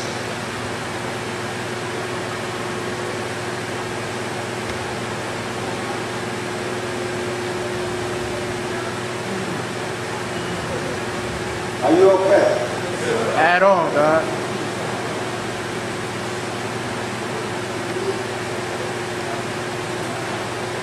Not only the Sanskrit, not only the Greek and the Hebrew, not only the Sumerian points to Arabia as that ancient Cush, but the Megalith points to Arabia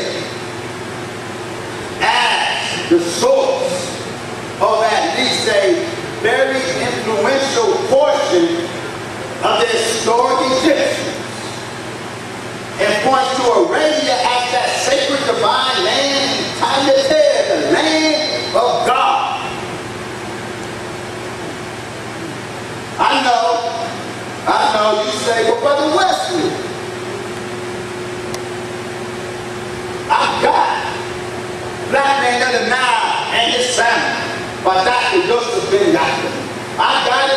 for those who don't have it, I recommend you get it. I thought punt, the term we use, punt. I thought punt was in the Horn of Africa. Why are you taking punt, Brother Wesley, out of Africa into Arabia? I'm not taking it out of Africa. Analyzing all of the data in this article, locating punt, he says, now to be clear, those who don't know, punt is where some of the dynastic Egyptians said Egyptian civilization originated. So identifying punt is important to identifying the source of at least some critical portions of Egyptian history. Egyptian civilization, Egyptian theology. The Mishnah says punt, we are told by the Egyptians, is situated in relation to the Nile Valley, both to the north, in contact with the countries to their east of the Mediterranean area, and also to the east or southeast, while its furthest borders are far away to the south. Only the Arabian Peninsula satisfies all of these indications. There are hypotheses of an African location, but the land of Punt is based on extremely fragile grounds. It is contradicted by numerous texts and has become an established fact in Egyptology because no one has taken into account the full range of evidence on the subject regardless of place of origin or date. When all the evidence is assembled, the incoherent and implausible character of such an African hypothesis becomes self-evident. The only way to reconcile all the data is to locate Punt in the Arabian Peninsula. Now, as great as Dimitri meets thorough assembling of the evidence is,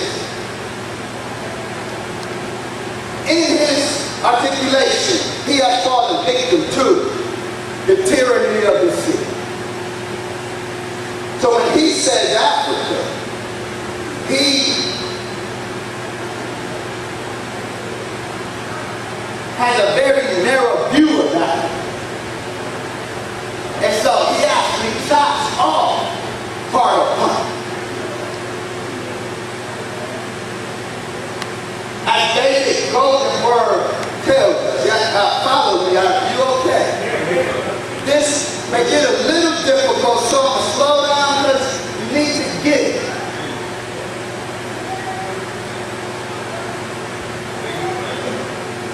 A very important insight was produced in a 19th century text by a German author, in which he discovered that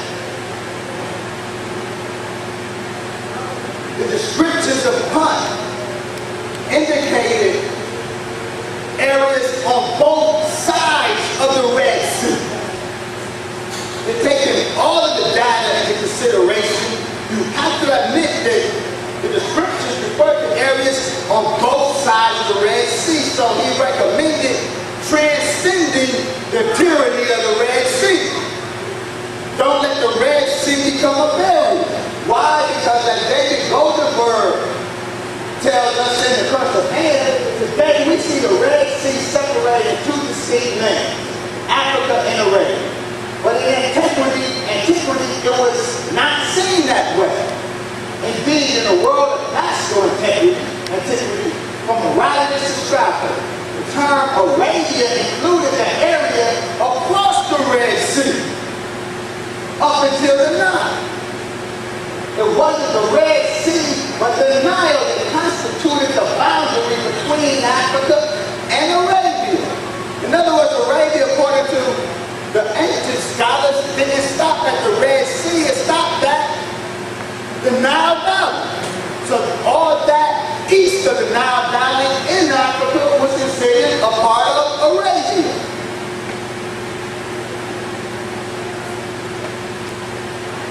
This is the Nile Valley.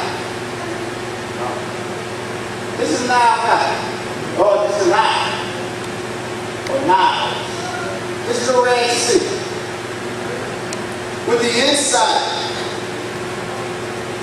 of history of ancient Egypt and a thorough presentation of evidence by Demetrius Meeks, we are clear now that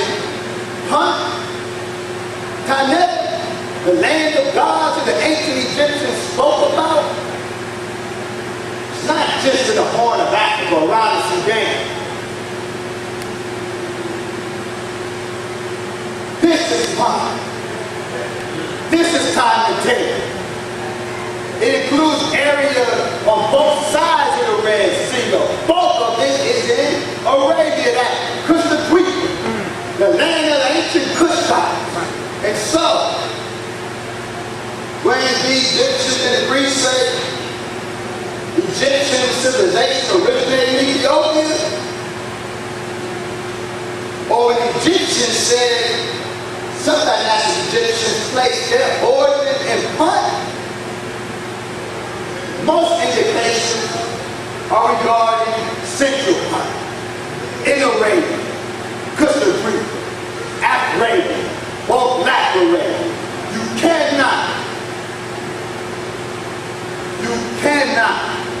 responsibly present the history, the global history of Africa, and not talk about Black Arabia. If you lack an appreciation for Black Arabia, you don't have a proper understanding of global African history.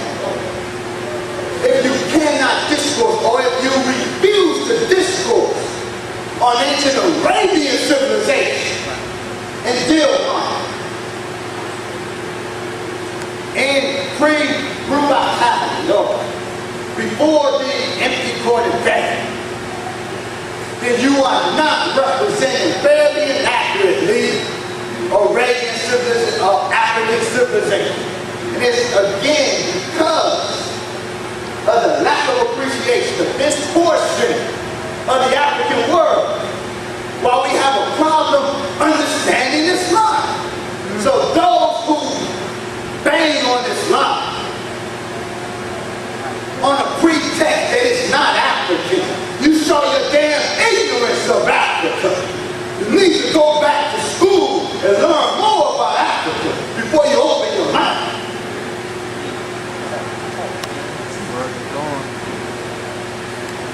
The old race of Kemet, Egypt, was considered the earliest group of pre-dynastic Egyptians that contributed to the civilization of Kemet. Are these people called the Anu? And now we know that the land of Anu, the land of the original civilizing people of Arabia, of Kemet, that land is in Black Arabia. That's Dr. Sheikh Job in African Origins of Civilization says Arabia betrayed Northern Arabia, the land of Anu. Blacks who founded Northern Heliopolis in Lower Egypt, which is Northern Egypt, in historic times. That is Sister Houston. In the wonderful Ethiopians of ancient empire, ancient Christian empire, two said the ancient inhabitants of Arabia portrayed was an Anu of the old race of Egypt. Why is that important?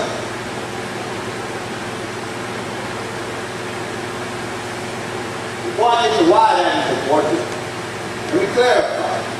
This is the most famous surviving depiction of the Anu, the people of old, the old race of Kemet.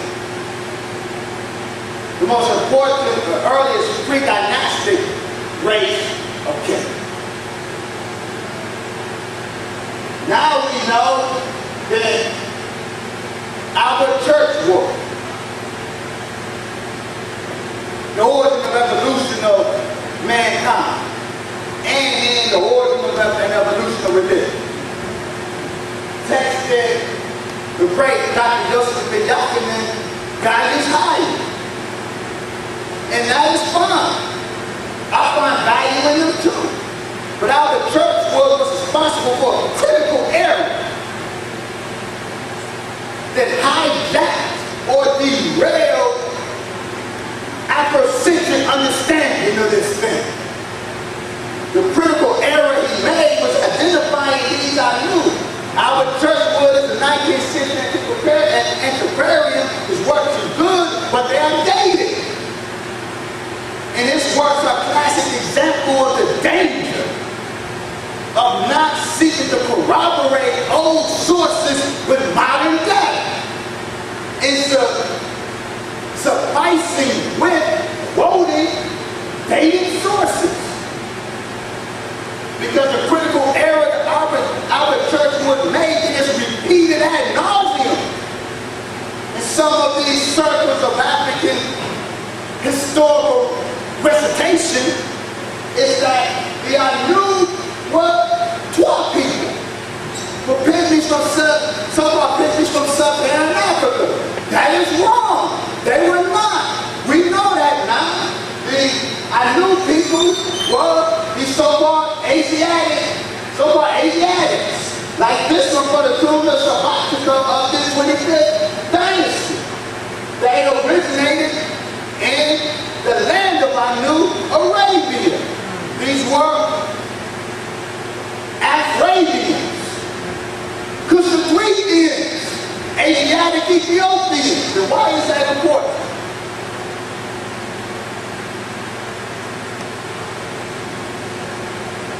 Well, I think why that's important. Another caveat. The Anu's name is always written with 3 pillars. And they are called the pillar people. James Brunson, our brother James Brunson, in his book, Pre-Dynastic Egypt, documents that the Anu are documented not just in early Kemet, but in Sumer and in India. And in all 3 locations, they are identified with pillars.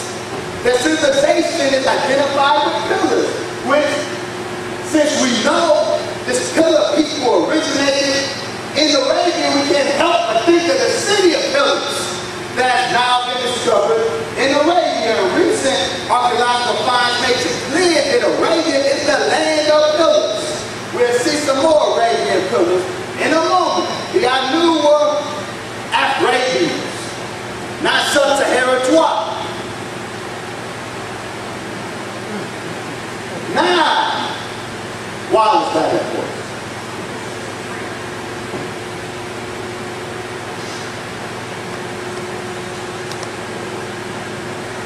The scholarly discoverer of the Anu, if you will, the French Egyptologist, Wesley, who supposedly discovered the Anu, the first to write on the Anu, he informs us. These Anu, we can attribute without fear of error, the most ancient Egyptian books, the Book of the Dead and the Text of the Pyramids, consequently all of the myths or religious teachings. I would add almost all the philosophical systems then known and still called Egyptian. They evidently knew the crafts necessary for any civilization, and were familiar with the tools those trades required. They knew how to use methods, at least elementary methods. They made the earliest attempts at writing, but the whole Egyptian tradition attributes this art to thought, the great hermits, and I knew like Osiris. Certainly the people already knew the principal arts. The conclusion to be drawn from these considerations is that the conquered Anu people, because Anu people weren't the dynastic people. They were conquered by the dynastic people who did originate in southern Africa. Southward, down the Nile, into so-called Lower Egypt, found the Anu people there who had originated from Arabia and conquered them, establishing dynastic Kemet. Dynastic Kemet is a hybrid civilization. Go ahead. Hybrid of the conquering peoples from Southern Africa, more Southern Africa, south of the Sahara, and those are new people whom they found there and conquered. Now, so the conclusion to be drawn from these considerations that the conquered are new people, guided as conquerors, at least along some of the paths of civilization and the hearts. Now, this is a very hyperbolic statement. Abby is correct, but he errs by exaggeration. We now know all of the Kemetic myths didn't originate with the Bible. That's an exaggeration. But we know critical portions of Egyptian mythology and civilization originated with these Asiatic Anu. These Arabians who migrated into Kemet and were conquered by our people coming in from further south. Now, in a minute, you will see clearly why this is critical to a discussion of the origin of Islam. I'm not just trying to impress you. All of this is critical to the main point of the African origin of Islam.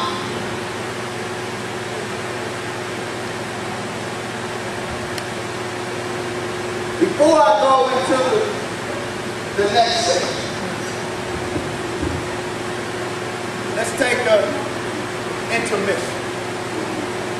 Those who want to exit, thank you for your time. For those who will return, I will be here. Because I'm going to get it all out. Get it on GDP and get it out there. Maybe the crap will stop, or somebody will step up and be willing to debate this thing. Because we got to get it right. So let's take 15 minutes, and I'm going to get started again. So the full case cannot be made tonight, which is regrettable.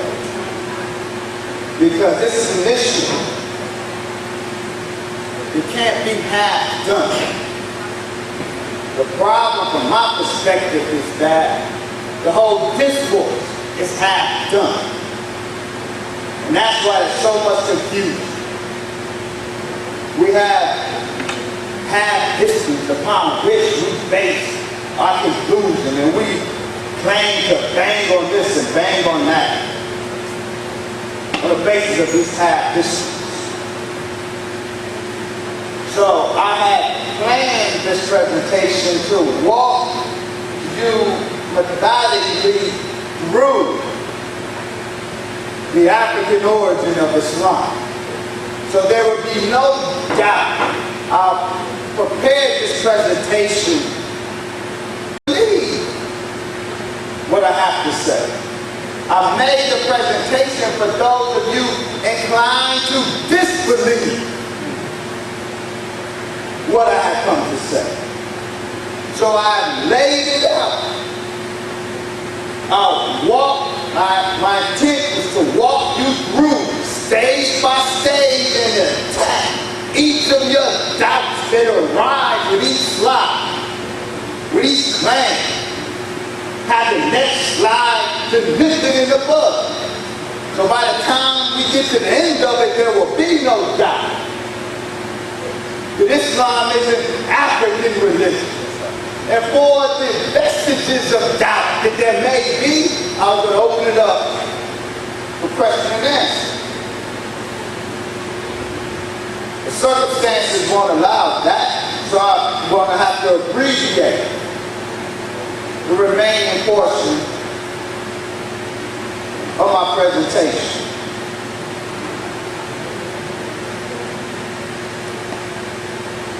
So,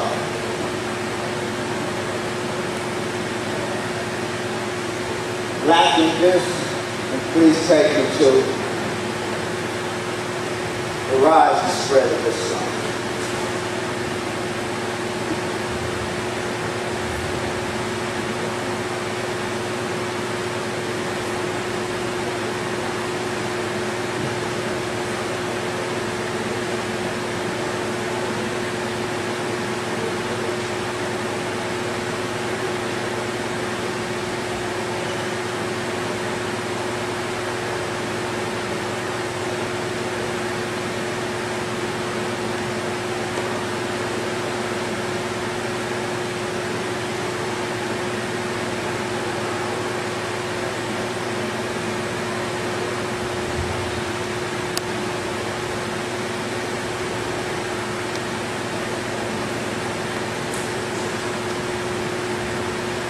in these sections we just skipped,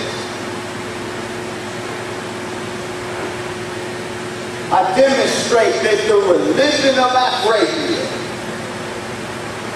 the religion of ancient Black Arabia, was a religion in which God was called Allah. And he was understood to be a man, a black man, represented by a black bull, a black cloud. And he was worshipped in ancient Arabia with the rituals that would later become the rituals in Islam. And I demonstrated in that section that at least at some point prior to Prophet Muhammad, peace be upon him, in the revelation of the Quran, some of these black Arabians called the religion of the Black Allah, called it Islam, before the revelation of the Quran. That's a chapter in my book. I guess you'll have to wait for that, or I'll go somewhere and somebody bring me to your city and I'll do that portion that we couldn't get through today. But I walked us up to the eve of Prophet Muhammad. The religion of ancient Black Arabia was the religion of the black god called Allah. And they called this religion of the worship of this black god called Allah Islam. At least some of them did. So now on the eve of Islam.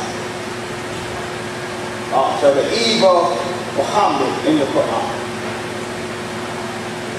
And note that Dr. Zohar, an African origin of civilization, reminds us that when Muhammad was born,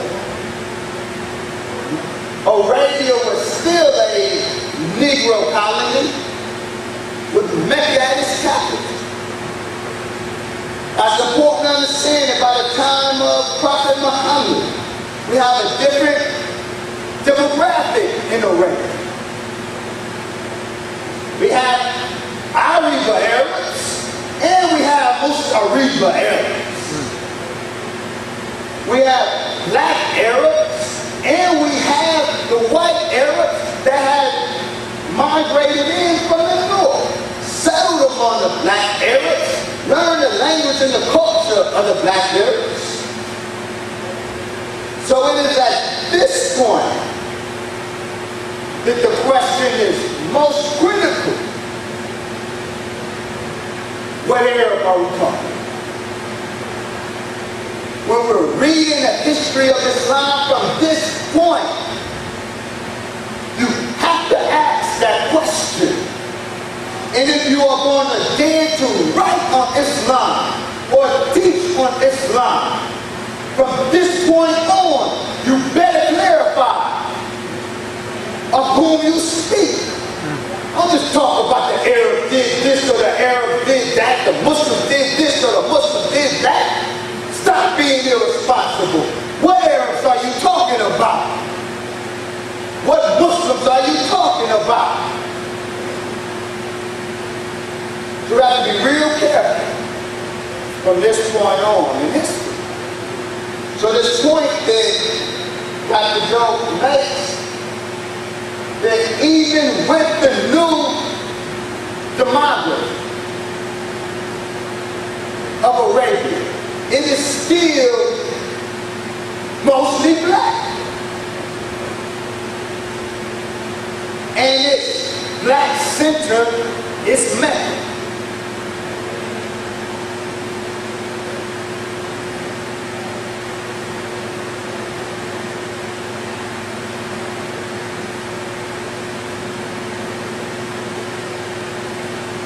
Now there are a number of very important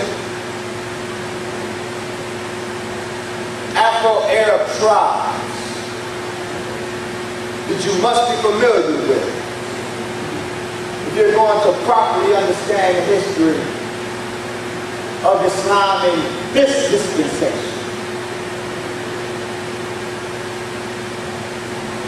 Even though I wrote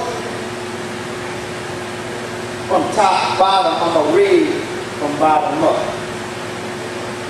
Clearly the most important tribe when talking about the history of Islam during this period is Banu Quraysh, the Quraysh tribe, the tribe from which Prophet Muhammad was born. The dominant tribe politically, socially, and economically in Mecca on the eve of the revelation of the Quran. But most important, this was the quintessential black tribe. The Quraysh was considered the pure black tribe at its time. And it was known as Ahlullah, the people of Allah, prior to the revelation of the Quran, prior to the standing up of Prophet Muhammad. This black tribe Quraysh was known throughout Arabia as the people of Allah. Banu Hashims. We, those of us who know a little Islamic history, know that Muhammad began in Mecca, but then he left. He got forced to leave and go to Medina. And in Medina he set up the community of Islam, and the religion of Islam during his period began in Mecca. The civilization of Islam and that dispensation began in Medina. That's where the Islamic State was born, in Medina. When he migrated to Medina, he was received by a group of people who are written in history as the Ansar, his helpers.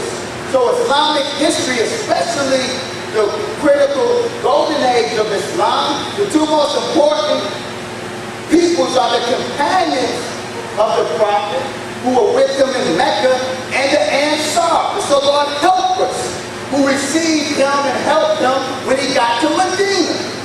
The helpers were from two tribes, Banu Aus and Banu Hazrat. Both of them black tribes, described as tall and black. The two most important tribes in the history of Islam during this dispensation were black tribes, the Quraysh and Hazrat. Then you have the Banu Sulaim, a very important black tribe. Banu Sakun, a very important black tribe. These four tribes don't talk about the history of Islam and don't talk about these tribes.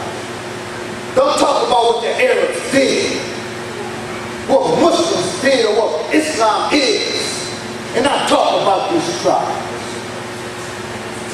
This is Islam, the history of Islam from Prophet Muhammad for the next 150 years is the history of these black people. Islam was born, Islam under Prophet Muhammad was born and spread by these black Afro-Arabians.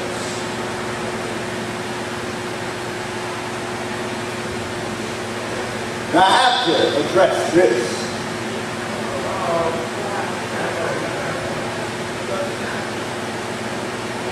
I said Islam. I departed slightly from my great elder, Dr. Yusuf bin Yaqub, for whom Islam is 1/3 black. I said Islam was 3/3 black. Because I said the companion Bilal was the black companion of the black prophet Muhammad, of the black God Allah. The portion I had to skip was the portion in which I demonstrate that Allah is a black God. Yes, sir. But all of that is in my books. This isn't in my books. In my books I prove that Allah is a black God. not a slave, Arab God, the black God. I proved that Allah is as indigenous of God as any God you will pull from the continent of Africa, north or south of the Sahara.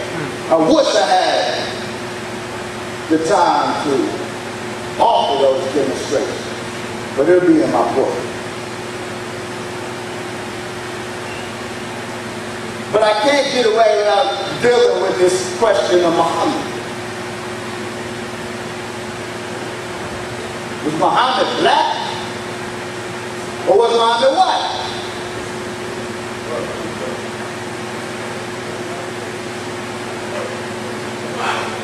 Science possible.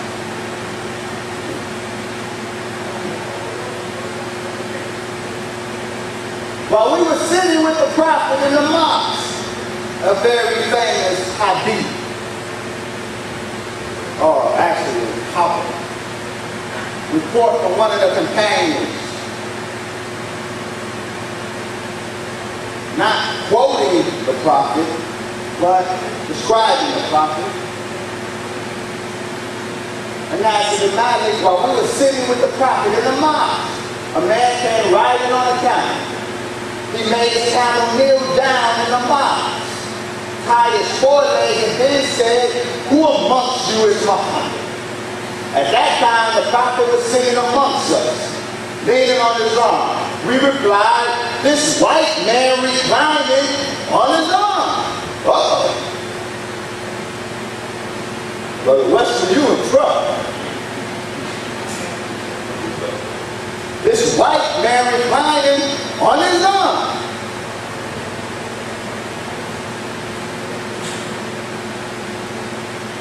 But wait, Timothy, the student of Bukhari whom we just quoted,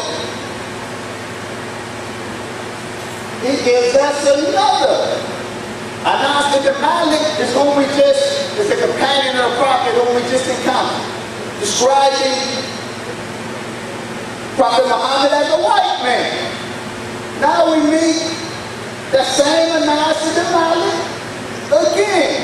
And he says, the messenger of Allah was of medium stature, neither tall nor short, of a goodly build. His hair was neither curly nor completely straight. He had a brown complexion, and he walked, and when he walked, he leaned forward, walking briskly. All right, what just happened? Was Muhammad a white man or was he brown? How can Anas ibn Malik, the same man, describe the prophet as both a white man and as brown?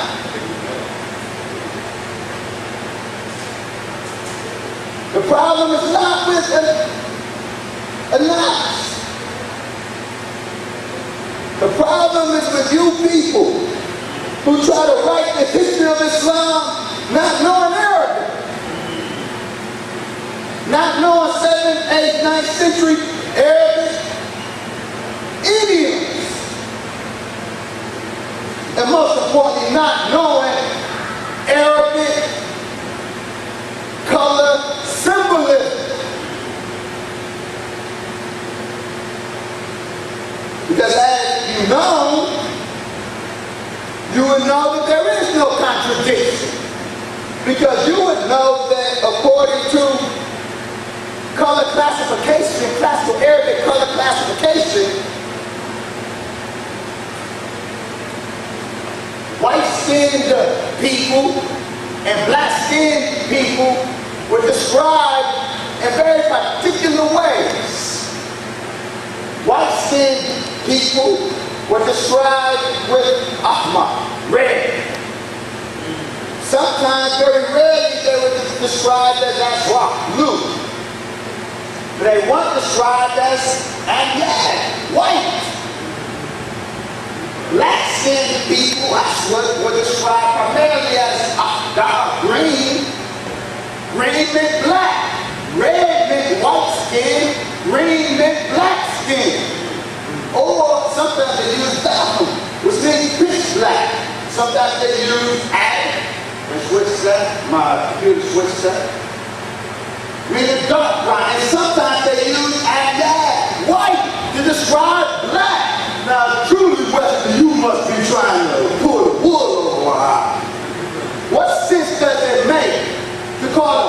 black-skinned person white.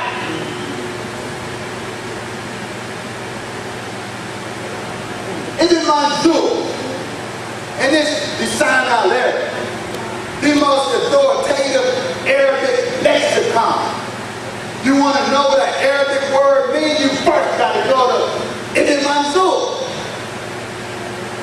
If you don't go to Ibn Mansour, we can have a conversation on classical Arabic terminology. Ibn Mansour tells us, he says, when the Arabs say that a person is white, that means that he has a pure, clean, faultless integrity. They don't mean that he has white skin. Al-Dakhli, 14th century Islamic scholar.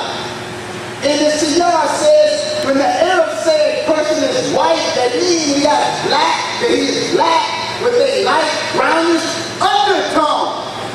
The 19th century grammarian fellows said the Arabs don't say that a man is white because of the white complexion. White to the Arabs means that a person is pure without any faults. And they meant his complexion was white, they said red. Red means white skin.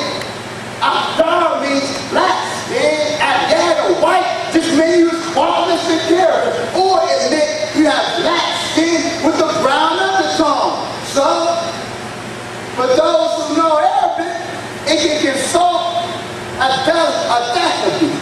Can consult Ibn Mansour, know that there's no contradiction between calling Muhammad a white man and describing his complexion as brown. But if you try to apply an American color classification system to a 9th, 10th, 11th century Semitic literature, it creates all the mess that we have going on masquerading as scholarship.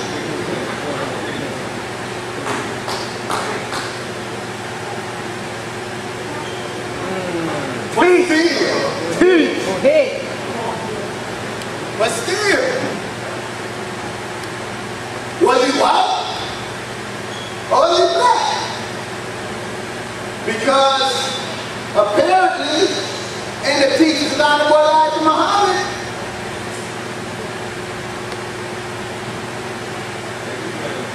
it may not be so clear. I can't do that piece and not address this. I can't dodge and duck this. The Honorable Elijah Muhammad in 1972 said Muhammad was a white man. Brother Wesley, what did he mean? I don't know what he meant. I do know this though. I know that was only one of 4 statements that he made about the ethnicity of Muhammad. And I know if we're going to be responsible, we got to put them all on the table, and then ultimately, what he meant, I know. But you need to know all 4 statements. Yes, sir. Yes, sir. He said Muhammad was a white man. That he did. He also said that the Muhammad that was here 1,400 years ago was a white man. Said the Theology of Time, June 4, 1972. And that's still a black man. He says Muhammad in Arab was a member of the black nation. The Jews and Christians are the white race.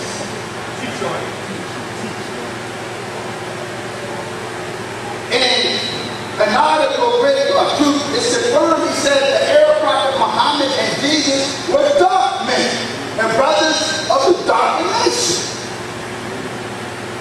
In Pittsburgh Courage, he said Muhammad was a member of the black nation. Brother Wesley, what say you?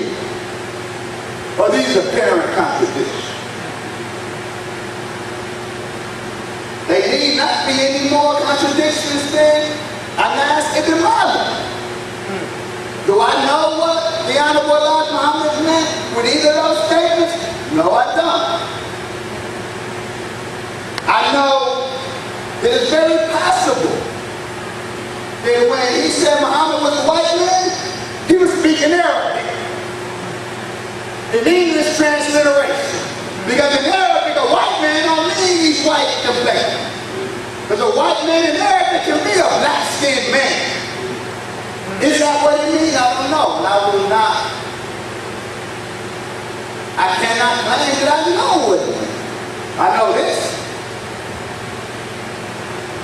That seeming contradiction is consistent with the seeming contradiction that we discovered was no contradiction at all.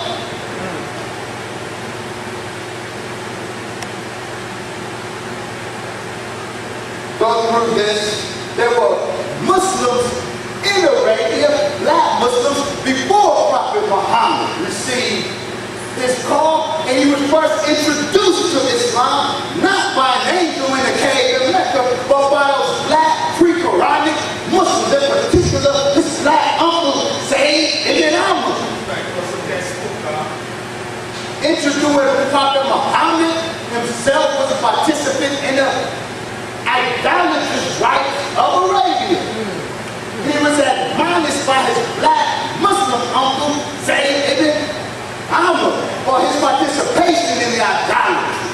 And that so impressed Muhammad, he never approached the idolatry of his Qurayshi people again. Before this call, he had a cousin, Josh, who was a black Muslim, a black worshiper of Allah alone without the idolatry. In his lineage, Islam did not begin with Prophet Muhammad. What is it, black man? Say it again. Islam did not begin with Prophet Muhammad. Now,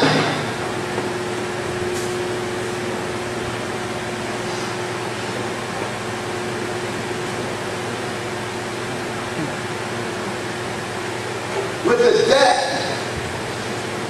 of Prophet Muhammad in 632, he's followed by a system of kings. This is 4 kings. Abu Bakr, Umar, Uthman, and Ali. So-called 4 rightly guided kings. The last, Ali, is killed in 661. They were all black. Abu Bakr, Umar, Uthman, and Ali. The early, I'm not just saying that, it's going to be the early classical descriptions of all of them, physical descriptions, describe them as black skin, some tall, some short, some pot belly, but all black. I'm going to talk about, if I have time, one of those 4 is most critical to this discussion, Umar, because he's responsible for most of the conquest, the black power Muslim conquest. I'm going to say that again. The Muslim conquest from Arabia of the known world, including Egypt and North Africa, was the greatest display of black power since Rome defeated Hannibal. With the Hannibal defeated Rome. That's right. You don't have to right now, but point of disagreement when I'm finished.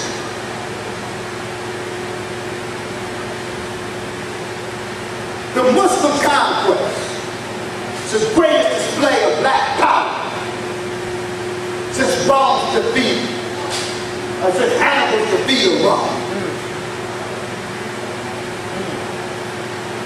Before I get there,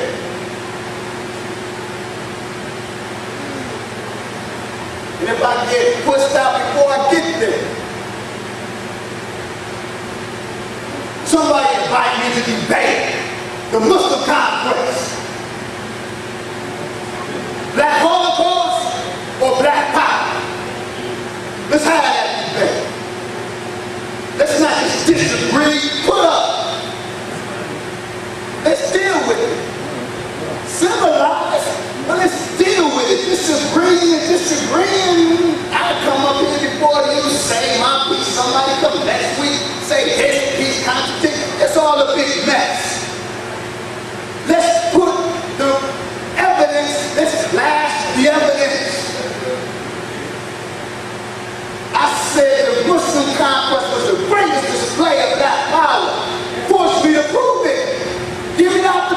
to, and I get the opportunity to disprove it. Let's do it civilized. Do it strong, but civilized. I'll never come before you. So I respect you too much. Muhammad, the Honorable Muhammad taught me that. I never come before you making these big claims and not be willing to justify every single claim I make. Say, brother, I got somebody who can disprove that ridiculous claim you make. I won't cuss you out, call you names. I said, brother, can you set it up? Can you organize the intellectual discussion? I will be there. I will be fair, but I'll be strong. And you will get the opportunity to judge for yourself. This lecturing back and forth creates nothing but confusion. That's why I hate that debate was canceled. I hate that it was hijacked by those who knew what was coming down the pipe. They didn't want the debate to happen. He checked my resume. I know you checked my resume. That's why we not debating. That's why you not here today. Some know what I'm talking about. Right, call them out. Call them out. When the last of the so-called rightly guided cave, Ali, was killed in 661. What followed him was a dynasty, the Umayyad dynasty, very important dynasty. I'm going to get to in a moment.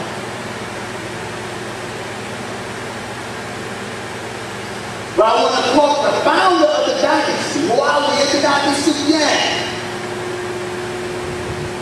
a black Quraysh, because Umayyad was a black dynasty, a black power dynasty, and some would say a very racist dynasty, because they didn't like white folks. Muawiyah said, this black Caleb, Muawiyah,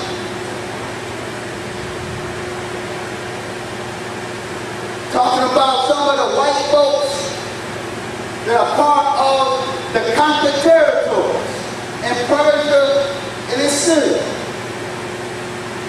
He said, I see that these white folks, Huma, in red, literally red folks. I see that these white folks have become very numerous. And I'm saying bad things about those who have passed. The black Caliph Muawiyah says, I can envision a daring enterprise from them against the Arabs and Arab authority, black authority. He said he's suspecting these white folks are conspiring against black power in the Muslim world. So then I'm thinking of killing half of them. This is before our brother, the great Khalid Abdul Muhammad.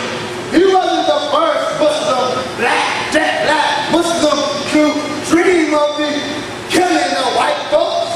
Muawiyah preceded him, the black Caliph. He said, I am thinking of killing half of them, and leaving half of them to set up markets in the build road. In other words, killing half of them, making slaves out of the other half of them. Preach. Go ahead. That's Islam. Teach, God. Teach, man. Teach. Man.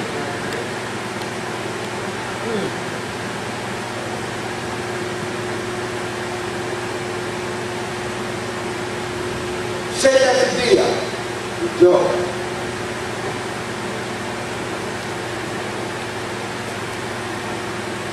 Notice that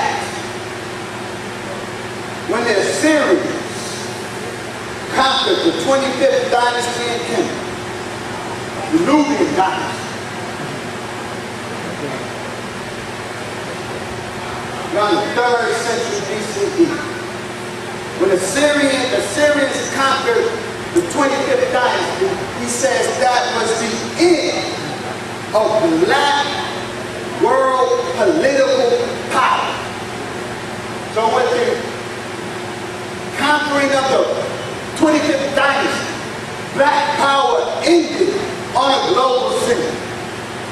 Black power re-emerged on the global scene stronger than it was intended with the Muslim conquest. This is the conquest occurred between 630, and this was I say black power conquest. I didn't just say black conquest. I said black power conquest with every connotation of the term.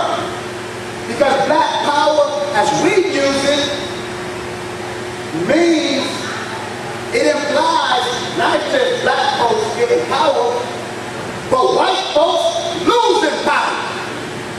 And that's what I mean when I say the black power Muslim conquest. Because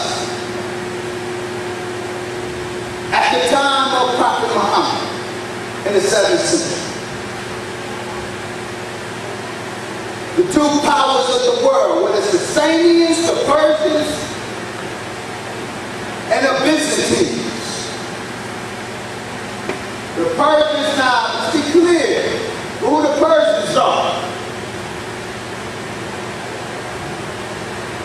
In that debate with my brother, Sarah Sultan, and my other brother, I lean back. Brother Seti puts up a picture of an Iranian Shia and then says Islam is an Arab religion,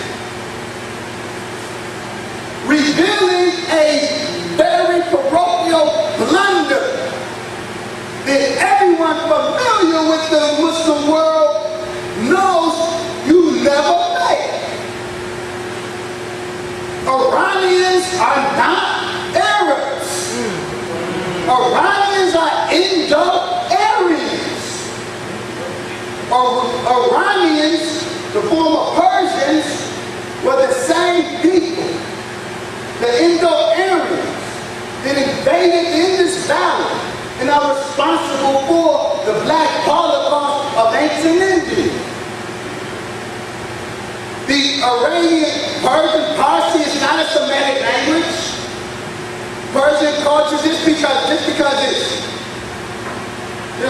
the error is conflating Muslim and Arab. Because it's Muslim, he's an Arab. No, they don't even speak Arabic. They speak Parsi, Indo-European language. So to hold up a Persian and say this is Arab Islam shows a fundamental lack of knowledge of what you're talking about. Man. Go ahead. But it's critical because the Persians play a critical role in this story. And now you must distinguish Ariba and Mustariba Arabs. You gotta distinguish Arabs and others. And see, it's kind of complicated, isn't it? See, but that's why we got the ghetto scholarship. That's right. Because you're lazy. That's right. You don't want to deal with the nuances. It's intricate. You got to get deeper, man, if you want to talk about this stuff. In order to get it right, it is complicated. It is nuanced. At the time of the Islamic Reformation in Arabia, under Prophet Muhammad, there were two world powers, white world powers. The Sasanian Empire, based in Persia,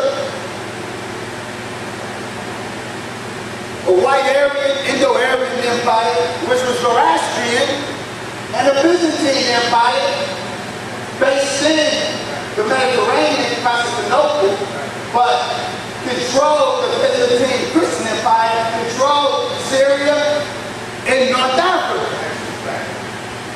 The Persian Empire controlled Syria, Mesopotamia, and Iran. Arabia at that time was the Never Land.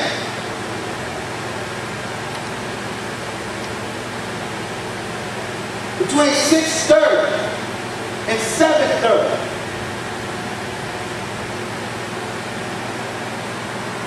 The Muslims, the Umayyads, the Black Dynasty of Islam, conquered the Sasanian Empire and the Persian Empire. And this is the Umayyad dynasty.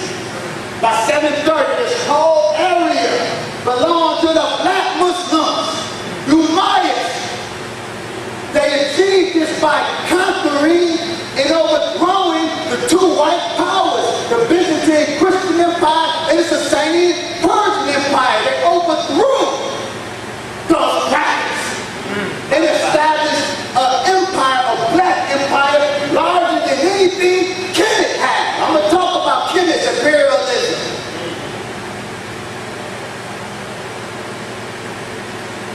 Thus, she ended up. See, we talk about these books, but I don't think we really read them. Yes, sir. Yes, sir. She got to be our brothers, except for the Islamic breakthrough. Europe has ruled Africa down to the present day. So Europe has ruled Africa except when the Muslims broke through that white power block. Now, I'll deal with the so-called invasion of Kemet and what that means. But you need to be clear. I got the documentation. I see I'm gonna run through this. Those are black areas. Those black Africans in Arabia who were responsible for these conquests. You know that because the contemporary source material tells us it was so. This is not Brother Wesley's spin issue. I don't do that. That's why I'm belaboring you with this documentation. I don't have rhetoric for it. I don't have nursery rhymes for it. I can't create cute sayings from your name. All I got is what my training equipped me with. Documentation. Facts. You really let them speak for themselves. You do your games. I'll present the documentation. The Muslims in 650, the Muslim soldiers, the conquerors, had an embassy with the Chinese Yongle dynasty in 650. And in their national history, it was written, was published a century later, or written at the time. They described those Muslims, those Arabians who erupted out of Arabia, causing havoc. It said the Arab men had high noses, are black and bearded. The conquerors who erupted out of Arabia, black and bearded. That's in China, the extreme east of the empire. The extreme west of the empire has the same information in the Song of Roland, written in the 11th century, but about the Frankish general Roland, who fought the Muslims who conquered the Iberian Peninsula, establishing Moorish civilization. Roland fought with them. He's a champion. He was a soldier of Charlemagne. And Roland fought with the Muslims, lost. He's glorified because he did fight with them. And then they have him describing those Arabian Muslims with whom he fought and to whom he lost. Roland said at the end, rise the Saracen, the nomadic Arab, black nomadic Arab. Said, he is black. Black is melted pitch. The Saracen boys are blacker than the blackest ink. No shred of white on them except their teeth. Yes, sir. Yes, sir. These are the black, these are the Muslims, these are the Arabs responsible for the conquest. No, they weren't black troops following behind some white generals. The troops were black and the generals were black. The Persian conquest, the hero of the Persian conquest, who conquered those hateful Iranians, Aryans who hate black. The Aryans, and in their Iranian incarnation, hate black folks. And so they hate Sa'd ibn Abi Waqqas because Sa'd from Banu Zuhra, the tribe from which Prophet Muhammad's mother came from, Amina. His mother was from the black tribe Banu Zuhra. His father Abdullah was from the black tribe Quraysh and is physically described as jet black. Sa'd ibn Abi Waqqas, he orchestrated he was in charge of the conquest. They conquered the Sassanians, and they loathed him in Persia because he brought down classical Zoroastrian civilization. He was tall and black, and Prophet Muhammad adored him because it's his uncle. Sa'd was Prophet Muhammad's uncle. And in one hadith, they had Prophet Muhammad with his companion, and Sa'd walks by. This tall, black man. The Prophet stops, as his companion, as he said his companion, that's my uncle. Show me your uncle. Sa'd was a bad black man. He conquered the whites and Persia and was integral to the demolition of the white Persian Zoroastrian civilization. In Syria, the Syrian conquest was led by black generals, Abu Awad ibn Sufyan, and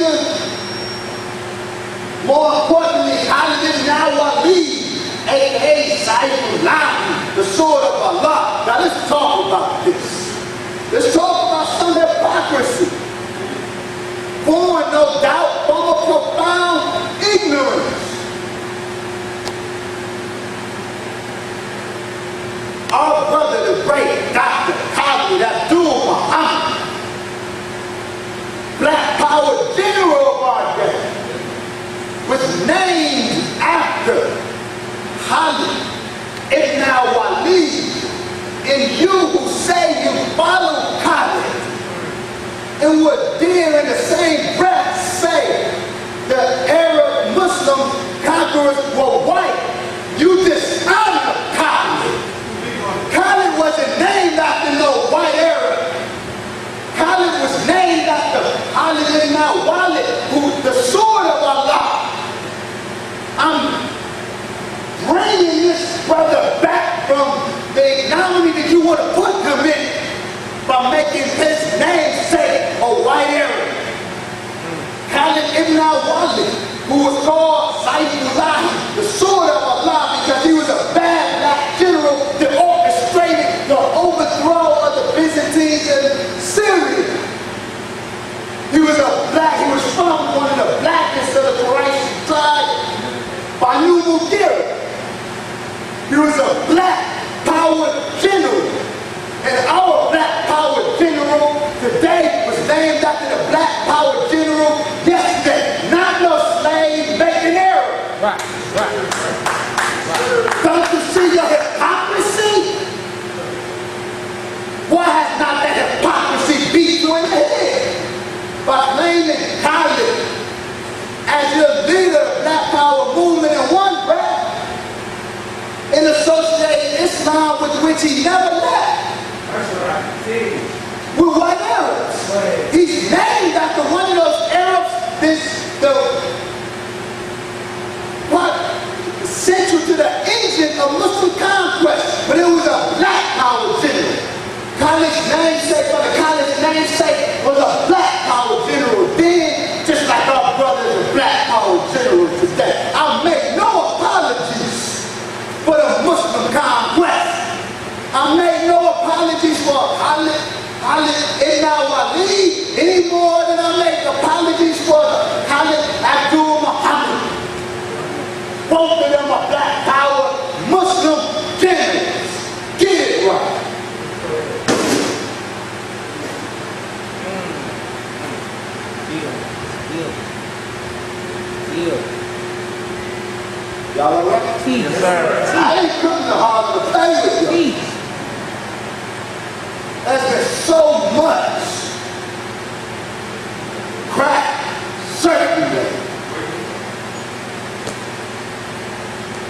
Trying to get these people to sit down and have a simple discussion with me. Yeah, obviously I'm mad. Yeah, I'm mad. Because I gotta present this stuff like this. Trying to get these people to sit down and have a civilized debate. Because you can benefit better if you see this challenge. And see how I deal with the challenge. See, your man or your woman present your arguments and see how they deal with my challenge. You benefit from that. Now ask these people politely. And they want to decline and run, but still want to perpetuate the BS. Yeah, I'm back.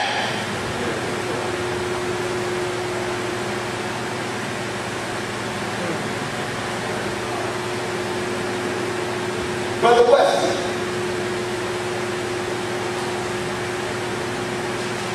are you saying the Arabs didn't invade Egypt? No, sir. I would be profoundly irresponsible. It's just dead wrong if I said that. My brother, the great John Henry Clark, wrote an introduction to the republication of an important text, Albert Butler's The Arab Invasion of Egypt. And this text is the springboard for a lot of thinking regarding the relationship of Islam and Muslims to North Africa. Now, this is a very old text. Early 20th century text. But it's still valuable. And it must be read. But if you stop with Butler's, because it was republished by a great John Henry Clark, you will be irresponsible. You must supplement Butler with humanity. The most recent work on not just the Egyptian conquest, but all of the Muslim conquests, the Great Arab conquest. So if you want to discuss the Arab conquest of Egypt with me, don't just come to me with Butler. Let's discuss Butler. Let's discuss Kennedy too. Got to put Butler in the context of Kennedy's more recent, more thorough discussion. Butler wrote when a lot of primary source material were not available. Check the date of this source material you quoting, man. And that's not to say that it's old, it can't be quoted, but you better check and see if there's recent data on the material you want to talk about. If it is, you need to incorporate it into your talk. Or shut up.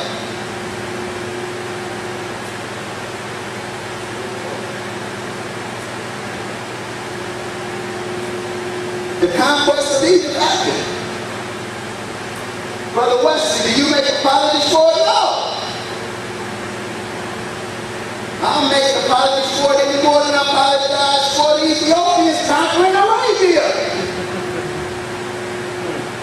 Which is the context of the Muslim invasion. It's part of the context of the invasion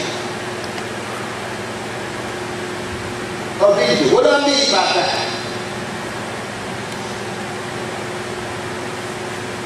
The early 6th century, the reigning South Arabian dynasty was the Himyar dynasty. It was a black tribe. Aksum in Ethiopia, I'm sorry, back up. the 4th century, 340. Acts of Ethiopia, African Ethiopia, the Ethiopians conquered Southern Arabia. Do I apologize for that? Black on black imperialism? No. Empire and conquest. The Ethiopians Axumites conquered South Arabia. And even though they were physically thrown out 30 years later, for the next 200 years, Axum had pretenses of control of South Arabia. Spats going back and forth over the next 200 years.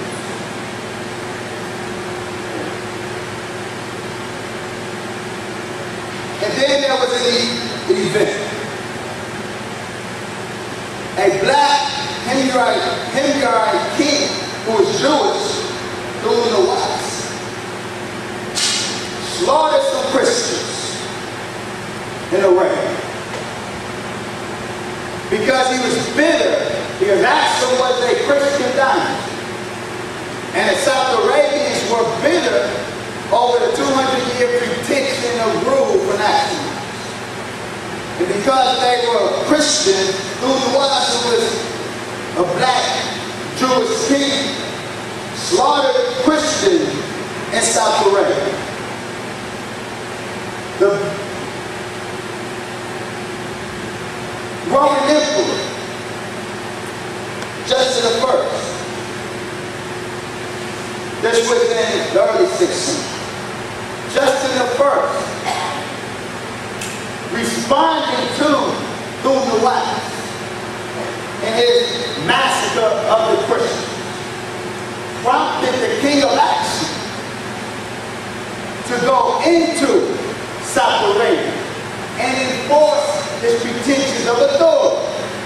And so in 522, the Axumites went into South Arabia again. Conquered South Arabia, stayed for a while, and then we'll push south again. This was on the eve of the Islamic Reformation under Prophet Muhammad. That's a historical context that must be considered. Yeah, black Arabian Muslims tried to conquer black Christian Nubian. Ethiopian Christians conquered black South Arabians. That's a history of civilization. I don't make apologies for either one. I don't hate the Christian Axumites any more than I hate the Afro-Arab Muslims.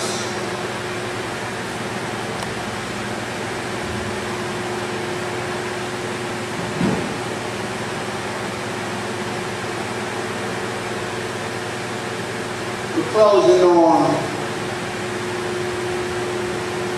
my time here. See, Levi tells us that the African Copts,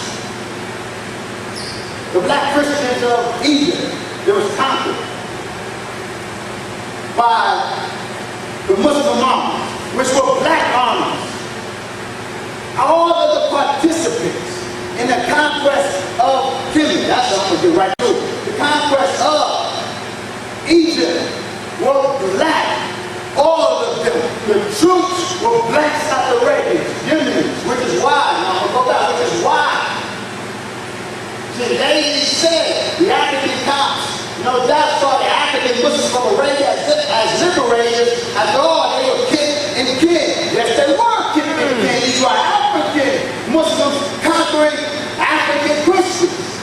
All of the players of the conquest of Egypt were black. From the caliph who orchestrated it, Caliph Umar was black. From the general who led the troops, Amr ibn al-As, he was black. from his generals, Muhammad ibn Muslim, Wada, Ibn Samit, and the troops, 4,000 men, were all black. The Muslim invasion of Egypt was a black invasion.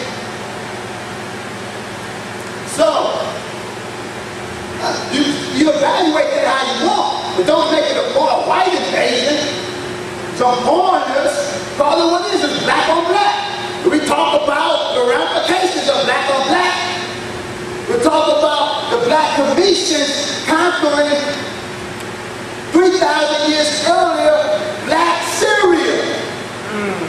Do I apologize for the black Commissions conquering black Syria under Tutmosis pharaohs? No. And you don't ask me to. Do I ask me to apologize for the Muslim, the black on black conquering black Muslims on black Christians?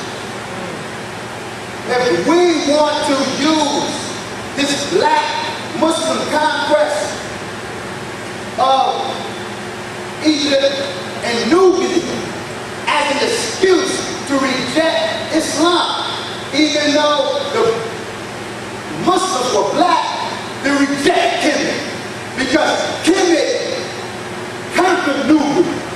I want to end on that note.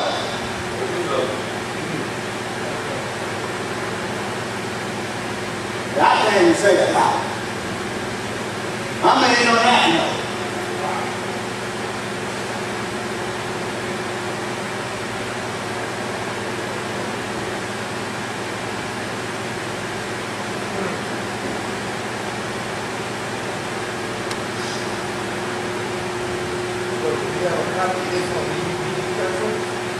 It will be. It will be a book. Wrote Kemet in the garbage.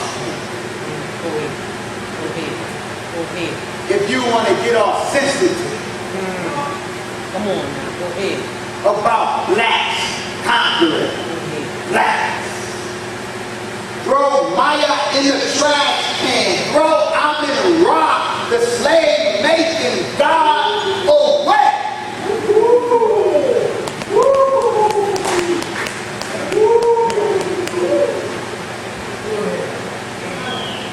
Tutmosis the third.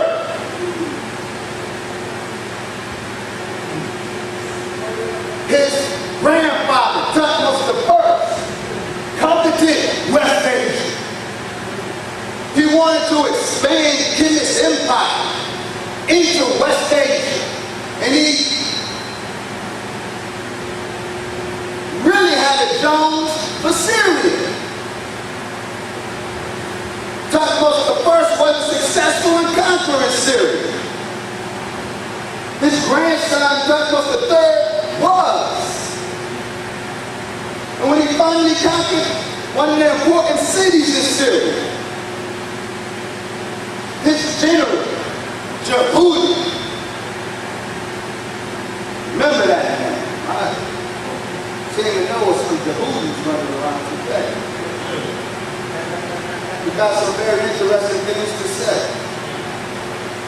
But Tutmosis III's general Jehudi sent a letter to Tutmosis III announcing the victory.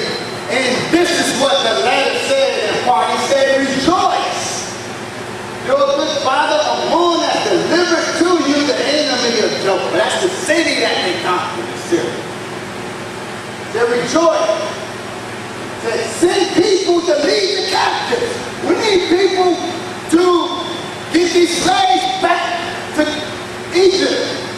As the Pharaoh, Thomas III, send people to lead the captives. In order that your father, Amin Ra, king of the gods, with male and female slaves who will fall under your feet forever. Amin Ra wanted slaves, male and female slaves. So, Tutmosis III was to rejoice that the conquering of Syria was able to supply Amin Ra with male and female slaves. What kind of slaves were these? They were, in this case,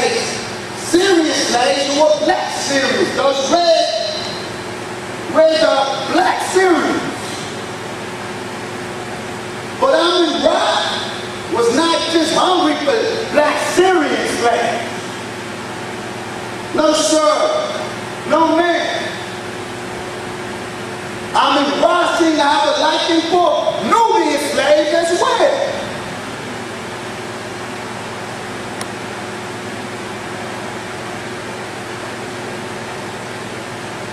Tutmosis II of the 12th dynasty. He led 2 military campaigns against Nubia. And Nubia was a part, set this up. Nubia at this time, during the 12th dynasty, was a vassal state of Egypt. And the Nubians were exploited by the Egyptians, the black Egyptians. And some Nubians revolted. Tutmosis II did not like that. So he launched an attack on the Nubian revolt. And after successfully putting down the Nubian revolt, he said this. Well, this is how it's written in historic literature, many historic literature of the 12th dynasty. And His Majesty, we heard about the Nubian revolt. He said His Majesty grew furious as a leper. Said, I love God. As I praise my Father and the Lord of the gods Amun, I shall not permit one male to live. These Nubians said in the name of Ra, in the name of Amun, he would not let a Nubian male live. His Majesty sent a large army to Nubia. This army reached the wretched land of Kusha. Not the beautiful land, the wretched land. The might of His Majesty cast down these barbarians. This black Pharaoh of one of the most important dynasties. Talking about Ethiopia as wretched. Talking about the Nubians as barbarians. All in the name of Ra. All in the name of Amun. You want to reject Allah because you discovered some Arabs talking bad about black folks? Some white Arabs talking bad about black folks? Because some white Arabs mistreated some black folks, you want to say Allah is a slave God? Well, Ra is a slave God. Amun is a slave God. If you're going to put Allah in the trash heap, put Ra in the trash heap. Put Amun in the trash heap.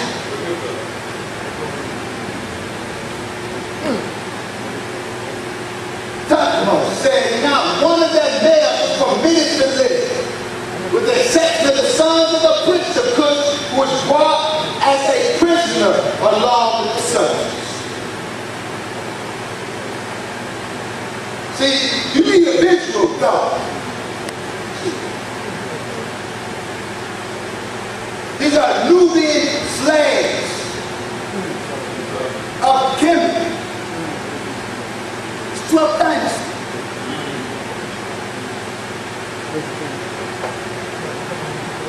The ferocious, the angry Tutmosis II that marched into Nubia to put down the revolt, marched in with his chariots and came out with slaves. This may be in the picture. Here you have Nubian slaves attached to the war chariot of the Pharaoh. Why didn't know, right?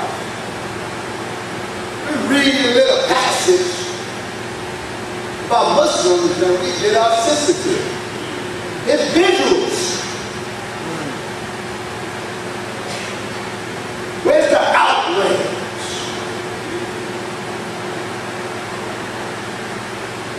In case you missed it, here's a Nubian slave tied by the neck. Doesn't that remind you of something? Doesn't that picture look familiar? That's not from the transatlantic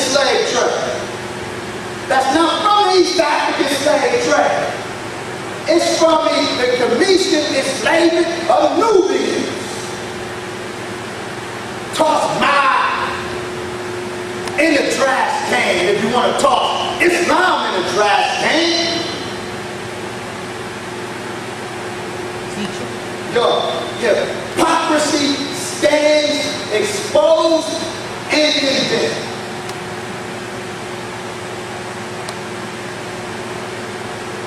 I will end on that.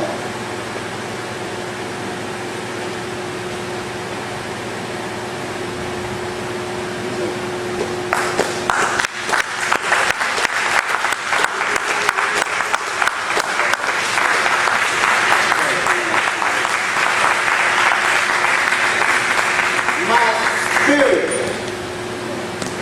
for those of you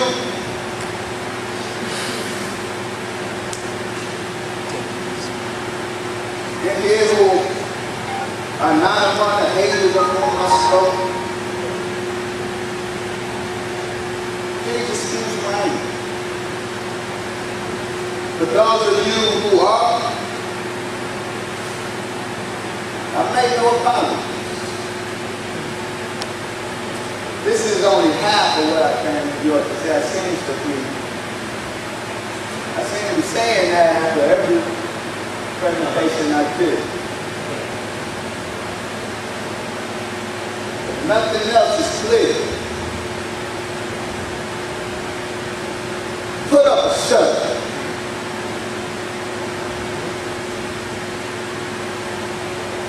It's a legitimate discussion. Islam needs to be aired out. I'm not mad because these brothers are trying to air out Islam. I want to help you air it out. I promise you, the Muslim world won't appreciate my presentation any more than you will. Islam needs to be aired out. Air it out. It needs to be aired out. The ideology of Afrocentricity needs to be aired out. Let's air it out. We can do it as brothers and sisters. You don't have to get all ready with it. It's not necessary. But because some of these people, yeah, I say it, some of these people insist on perpetuating these pseudo-histories. And when approached to intellectually, civilly, air this stuff out, they want to run. And so all you are left with is weekend after weekend of people coming, whether I be so, Dr. Brother Bill Valentine, Bobby Henderson, Ali said this thing, Bill said this thing, here I am. I'm saying my thing. Next week, Brother Sarson said he's going to be here. I'm going to say his thing. If anyone who went to all of them, I'm sure your head will be spinning at the end of that tour. We can make this much simpler.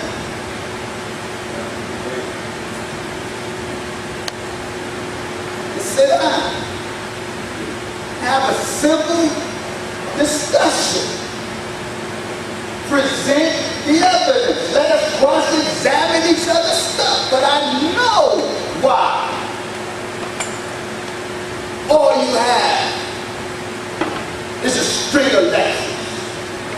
Because in a lecture, wit and rhetoric has capital. It has value. In a debate, it doesn't.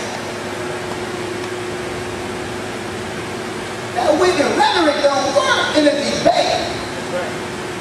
Unless it's against someone who don't know how to do. Ready?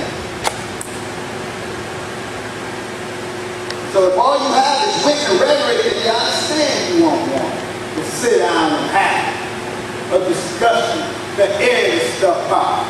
But we're going to keep running. Let's leave stuff alone. Leave it alone. have a truth. Shut up about the Islam thing, I'll leave you alone. Why? Because Allah said in the Quran, these people seek to put out the light of Allah with their minds. Not on my watch. Not as long as I'm on my post. And I'm going to take charge of my post until properly relieved by Allah and His messenger through their appointed man, the Honorable Brother Mr. Louis Farrakhan. Assalamu alaikum.